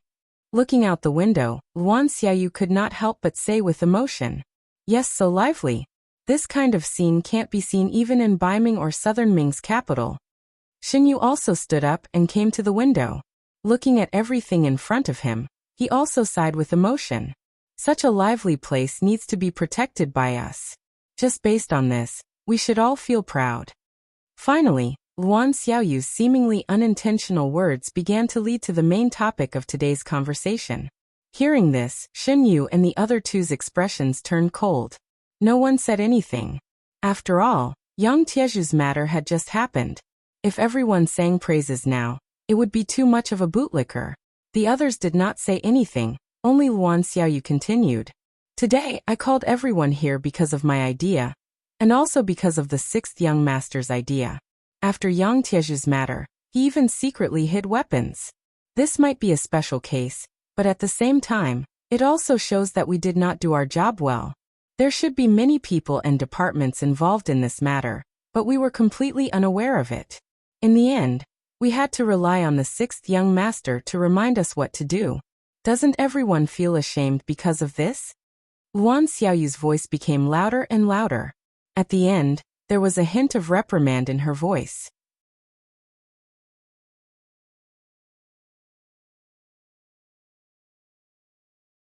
Chapter 739. She couldn't be blamed for being so angry. There were indeed quite a few people involved in this matter. Let's not talk about anything else. Let's just talk about the weapons found in Yang Shan's residence. Let's not talk about the 2088 rifles for now. Just this one alone was enough to implicate a lot of people. What about the remaining swords and spears? Those were all products of the arsenal, far from the hoes and kitchen knives in the hands of ordinary people. They could be seen everywhere on the streets. These weapons were all made of iron, steel, and alloys. The production of every finished product was recorded. Not only that, so many weapons also required a lot of energy to be maintained daily. Otherwise, after a long time, the weapons would rust. In order to prevent this, not to mention wiping them frequently, they also needed to use vegetable oil. That was also a product of the military, and not something that ordinary people could buy with money. The weapons found in the Yang residence were all as shiny as new. It could be seen that they were usually maintained by people. Then the question was, who provided these materials? It was likely that many people would be implicated in the investigation. And these people sold the forbidden products to Yang Taiju. Did they not think about the consequences and what would happen? There were also the 3 cargo ships and dozens of carriages of goods that were hijacked. It could be said that there were all kinds of things inside, such as divine realm, cosmetics, and women's clothes. Other than that, there were also things like cigarettes, ham sausages, canned food, and instant noodles. Many of them were only provided to the army and had not been circulated on the market. But now they were all smuggled out. Could Yang Taiju alone do all these things? It was obviously unreasonable. If this matter was thoroughly investigated, who knew how many people would be implicated? After saying so much, it was just to clarify one thing, and that was that there were probably many people involved in Yang Tieju's matter, and even more people knew about it. But why did the higher-ups not make a move? Could it be that they did not know? That was absolutely impossible. If that was the case, these people would not be in high positions.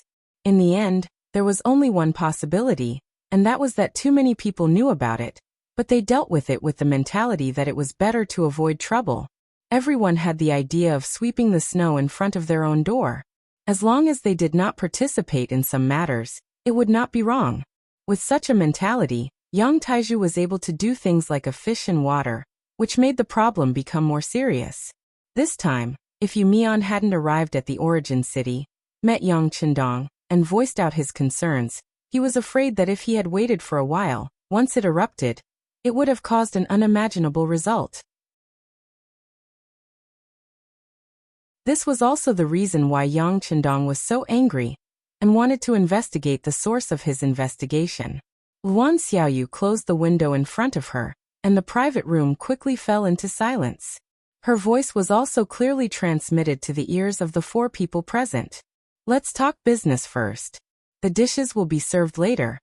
As soon as he finished speaking, everyone, including Yang San, sat up straight and entered a state of semi-war. Luan Xiaoyu was very satisfied with everyone's attitude. She lightly nodded and casually said, "The 6th young master has ordered us to form a group of 5, which is the 5 of us. From today onwards, we will carry out a self-inspection for 3 months. Every local official, regardless of their position, was required to be thoroughly investigated. Every military officer up to the rank of a platoon in the army was also required to be investigated from head to toe. Once a problem is found, it must be verified immediately. If it is confirmed, what should be done is done. If there is no problem, they must be reassured and continue their work. If there is an outstanding person, they should be rewarded. Let's put it this way. The 6th young master has handed over the authority to deal with matters to the 5 of us. We have a great responsibility. Do you have confidence?" Yes. At this moment, no one would raise a different opinion. This was the 6th young master's order. If anyone dared to stand out and say no, their future achievements would come to an end. Naturally, more importantly, This kind of self-inspection was very necessary. This was also a method to prevent something similar to Yang Taizhu from happening again. All right. Seeing everyone's support, Luan Xiaoyu continued. As for the specific details of the work, we will have to discuss it in detail later. The first thing we need to do now is to announce Yang Taizhu's case to the public. The investigation and evidence collection will be left to the Special Inspector Bureau and the Security Bureau. After everything is clarified, we will immediately hold a public trial in the city. We need to let everyone in the city know what is going on. Yes, our bureau will definitely cooperate fully. The Security Bureau will also cooperate fully. Yang San and Xinyu quickly expressed their stance. Very good. Luan Xiaoyu continued nodding. Then a sly smile appeared in her eyes. Things have to be done one step at a time. Next, let's proceed with the first item. Eating. Hehe. The words eat eased the tense atmosphere. Even Yang San, who was usually reserved, chuckled at this moment. The 5-man team was established, and the self-inspection activities were in full swing. This would eventually affect all the departments. All the cadres and officers carried out their activities quickly and ruthlessly. On the first day, more than 40 cadres from various departments were taken away. Among them, 6 were military officers. On the second day, more than 50 were taken away. On the third day, more than 70 were taken away. On the fourth day, more than 90 were taken away. It wasn't until the 5th day that the number began to decrease. More than 60 people were taken away. Then the number rose and fell. More and more cadres were taken away for questioning. Some of them couldn't come out after entering the 5-man team. These were all people with major problems. There were also some who were released a few days after entering, but they had already been demoted or even fired from their positions. They directly became ordinary citizens. There were also some who were released not long after, and continued to shine brightly at work. There were even some who were directly promoted after coming out, replacing the position of a superior who had made a mistake. There were some who were promoted by 1, 2, or 3 ranks. This was a huge reshuffle. It had been about 5 years since Crimson City became Yangtze's headquarters. Many of them had benefited from this, and many of them had their lives changed. From having problems with food and drink in the past, they were now living a life of luxury. However, this still made some people unhappy. They felt that they should have received more. Even if Yang Qindong implemented a high salary policy, and their salaries were enough to cover their family's expenses, there were still some who couldn't help but reach out. In the face of such a greedy person, of course, Yang Qindong wouldn't be polite. This time, he checked again and again and eliminated all the black sheep with such thoughts. One could imagine that after this incident, the atmosphere of the entire Crimson City would change. In the future, the efficiency of work would also become faster and faster. The self-inspection activities were still ongoing, and many people's fates had changed. Some who benefited from their work were promoted, while some who were greedy received their deserved retribution.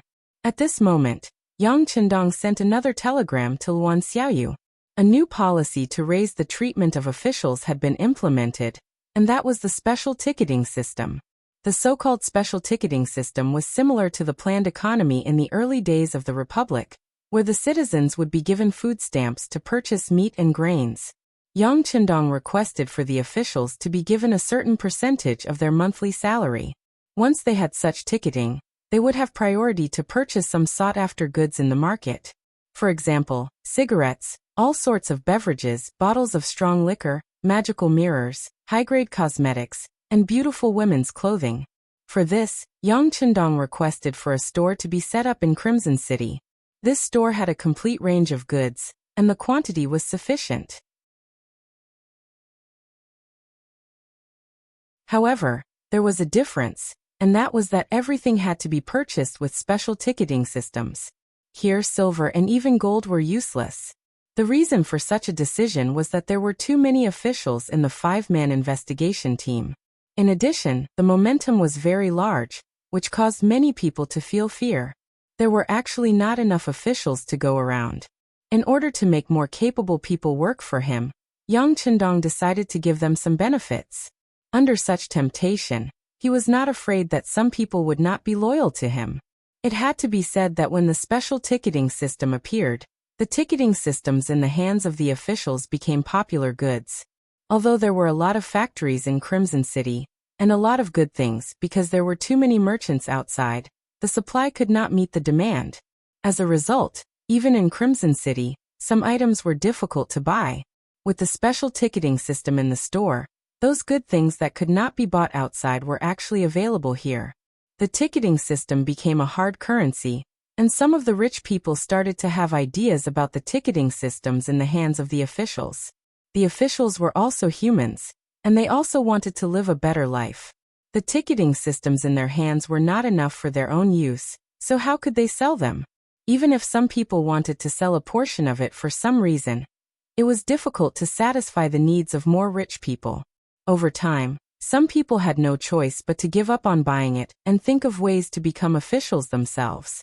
Yang Chendong's move caused the number of people who applied for the official exam to increase by a lot, greatly alleviating the pressure and fear brought to everyone by the five-man team.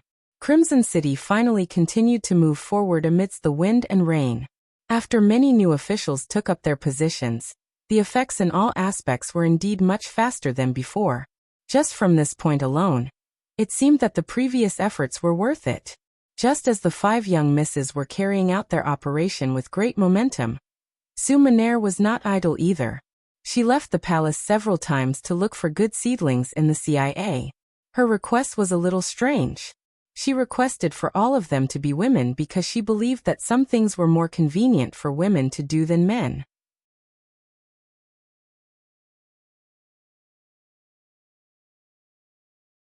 Chapter 740. After obtaining Yang Chendong's approval and support, Su Maner not only received a large amount of funds for her activities, but she was also allowed to enter the refugee camp in Crimson City to find suitable seedlings among the 5 million people who made the deal with the Southern Ming Empire. Under such generous conditions, girls and women were chosen by Su Maner one after another. They became the first batch of important personnel in the CIA, and became the cornerstone of the CIA's development. In this incident, many people were also caught in the crossfire because they did not perform their duties properly. There were many people in the military and the local government. However, at the same time, the working environment became more pure. Even the relationship between the military and the political department was eased to a certain extent. Lung Song's name was not in the 5-man team. Although he was the political commissar of the 1st Division, Mo Chengyu, and it looked the same, only he knew that it was because he was the main force in the confrontation between the military and the political department. There was also a period of time when he was very close to Yang Shanjia. This was clearly a warning from the 6th young master to him. From the moment the 5-man team was formed, the smart Lung Song immediately changed his strategy. He no longer resisted the work of the political department. Instead, he cooperated with it. This also allowed the military's work to be greatly improved. When the news reached Yang Chendong's ears in the first city, he smiled and was very satisfied. If a force wanted to develop, it was just like life. It would always encounter problems. The key was the kind of mentality one had to solve the problem, and not blindly escape and endure. Only by cutting off one's wrist would there be a new life. Otherwise, even if one was still alive, one would not be a healthy person. The matter of Crimson City had returned to the right path. In the process of returning, there would definitely be some pain. Some people and old friends would also be cut off from fate. However, the path that should be taken still had to be taken. The development of the first city was also imminent. These days, Yang Chendong not only had his eyes on Crimson City, but also sent a few telegrams to understand the situation. The development and construction of the first city were not lagging behind. These days, Yu Mian woke up early and slept late every day. He finally understood the situation in the city, and had a general guideline for what to do next. Today, he took the initiative to come to the city lord's mansion to report to Yang Chendong. He was told that the 6th young master was inspecting the work in the logistics department. The so-called logistics department was just a general term. Because the first city was not as complete as the Crimson City, many of the supplies transported from outside were piled up in the logistics department. Today, Yang Chendong came here to inquire about the situation of the supplies. In addition, he came to see the situation of the soldiers receiving the new weapons here. The Big Dipper crossbow, also known as Big Dipper steel crossbow. The so-called Big Dipper crossbow was a new type of crossbow made of pure steel. Unlike the traditional ones, it was more pocket-sized. However, being short didn't mean that it wasn't powerful. On the contrary, because the spring was strong enough, it could shoot a distance of 100 meters. This kind of Big Dipper crossbow could be tied to the arm and shot at the enemy. More importantly, it was equipped with a mechanism that allowed it to fire 7 arrows at once. This greatly increased its lethality and increased its chances of victory on the battlefield.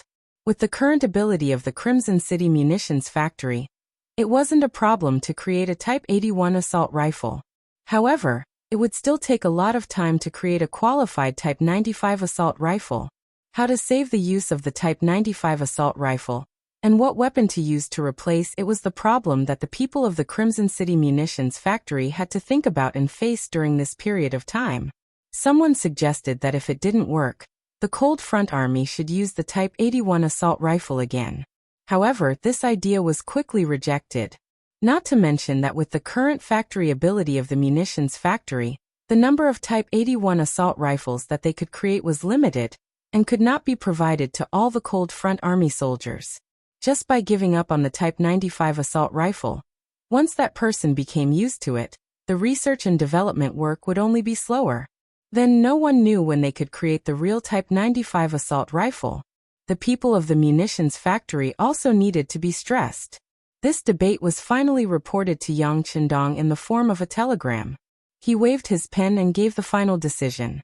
The development of the Type 95 assault rifle could not be stopped. They could also increase the number of people and funds. For the time being, they could find a weapon to replace the Type 95 assault rifle as a transitional product.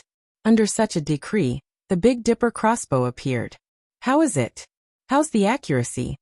In the logistics team, Yang Chendong looked at the 3rd Division's Division Commander Wu Sheng and Political Commissar Chen Bo, who came to collect the equipment, and asked with a smile.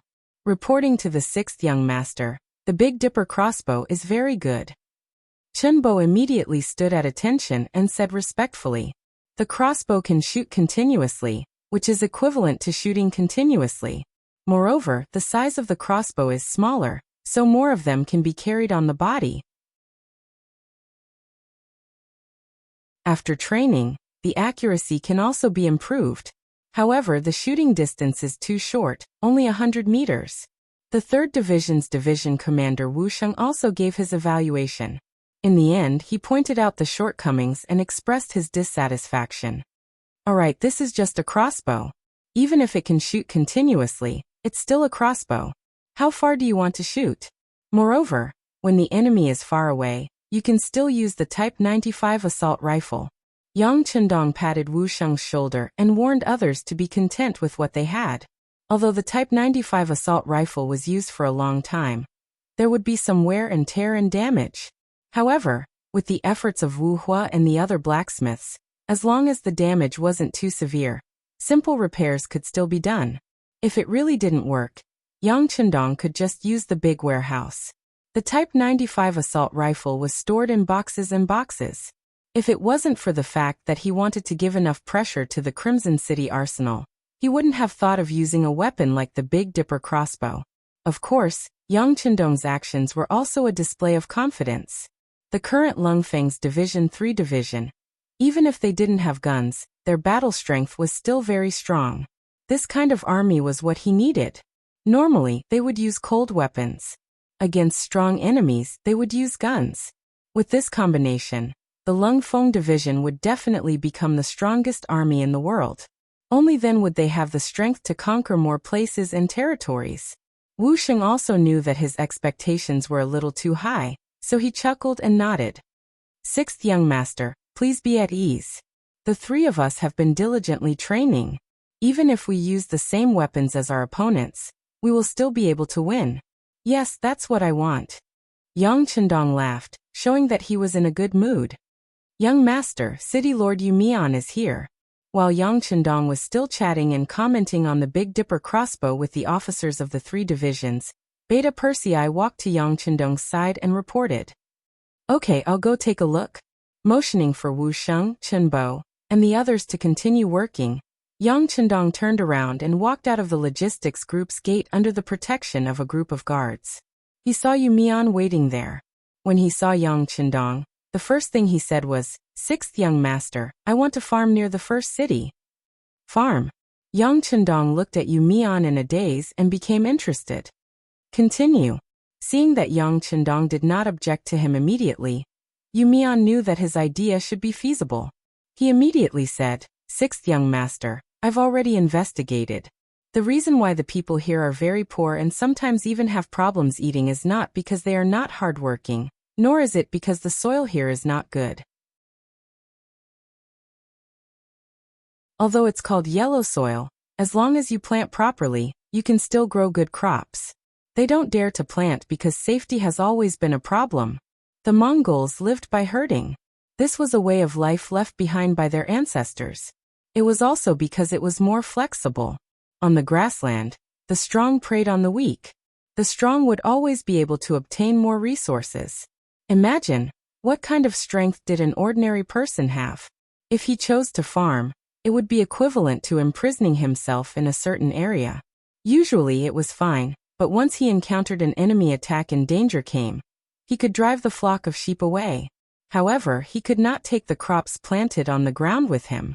That would only benefit the invading enemy. As time passed, no one thought about farming anymore. On this point, Yu Mian had talked to many people in the city, including many Han people. They did indeed live by farming, and when they first came to the grassland, they were not used to it. However, because there was no safe place, they could only give up on the idea of farming and being self-sufficient. Now, with the appearance of the mercenaries and their strength, they had become some sort of guarantee, allowing some people to see hope again. Thus, they made this request. After Yu Mian investigated for a while, he also felt that this matter was feasible. Thus, he came to find Yang Chendong and proposed his idea. Yes, it's farming. I've thought about it. Not only can he solve the problem of food for the army on the spot, once the people have land, they will also have a strong sense of belonging. This way, they will be able to gather people's hearts faster and make the first city prosperous and prosperous. Yu Mian said excitedly. Yes, this is a good idea. However, it's already August now. In addition to the cold winter here, I'm afraid it's too late this year. Yang Chendong nodded and began to analyze the reality of the matter from the actual operation. Yes, it's too late this year. In fact, we don't have the seeds of the crops. All of this needs time to prepare. I've already thought about it. We can contact Crimson City now and ask them to provide more seeds. We can wait for them to be delivered in spring next year. As for now, we can first open up the fertile land, measure it, and distribute it to the citizens who are already in the first city. This way, they will have hope, and the first city can also attract more people to come and seek refuge. Yu Mian still said with an excited face. From this point, it could be seen that he had indeed put in some effort. Yang Chendong did not answer immediately. Instead, he nodded after thinking carefully. I think it's possible. Then you can go ahead and do it. This way, we can open up the fertile land and tell the people that they don't have to worry about their safety. As long as the mercenaries are here, they will protect their fruits of victory. When the enemy comes, we can just beat them away. That you're tuning in to the Li Mei's Sword of Destiny YouTube channel. We're so grateful for your support, and don't forget to subscribe to join us on this incredible journey through captivating stories. Your generosity through donations truly makes a world of difference, as it's the primary source of revenue that allows me to expand and enhance this channel for you. Thank you from the bottom of my heart for being a part of this adventure.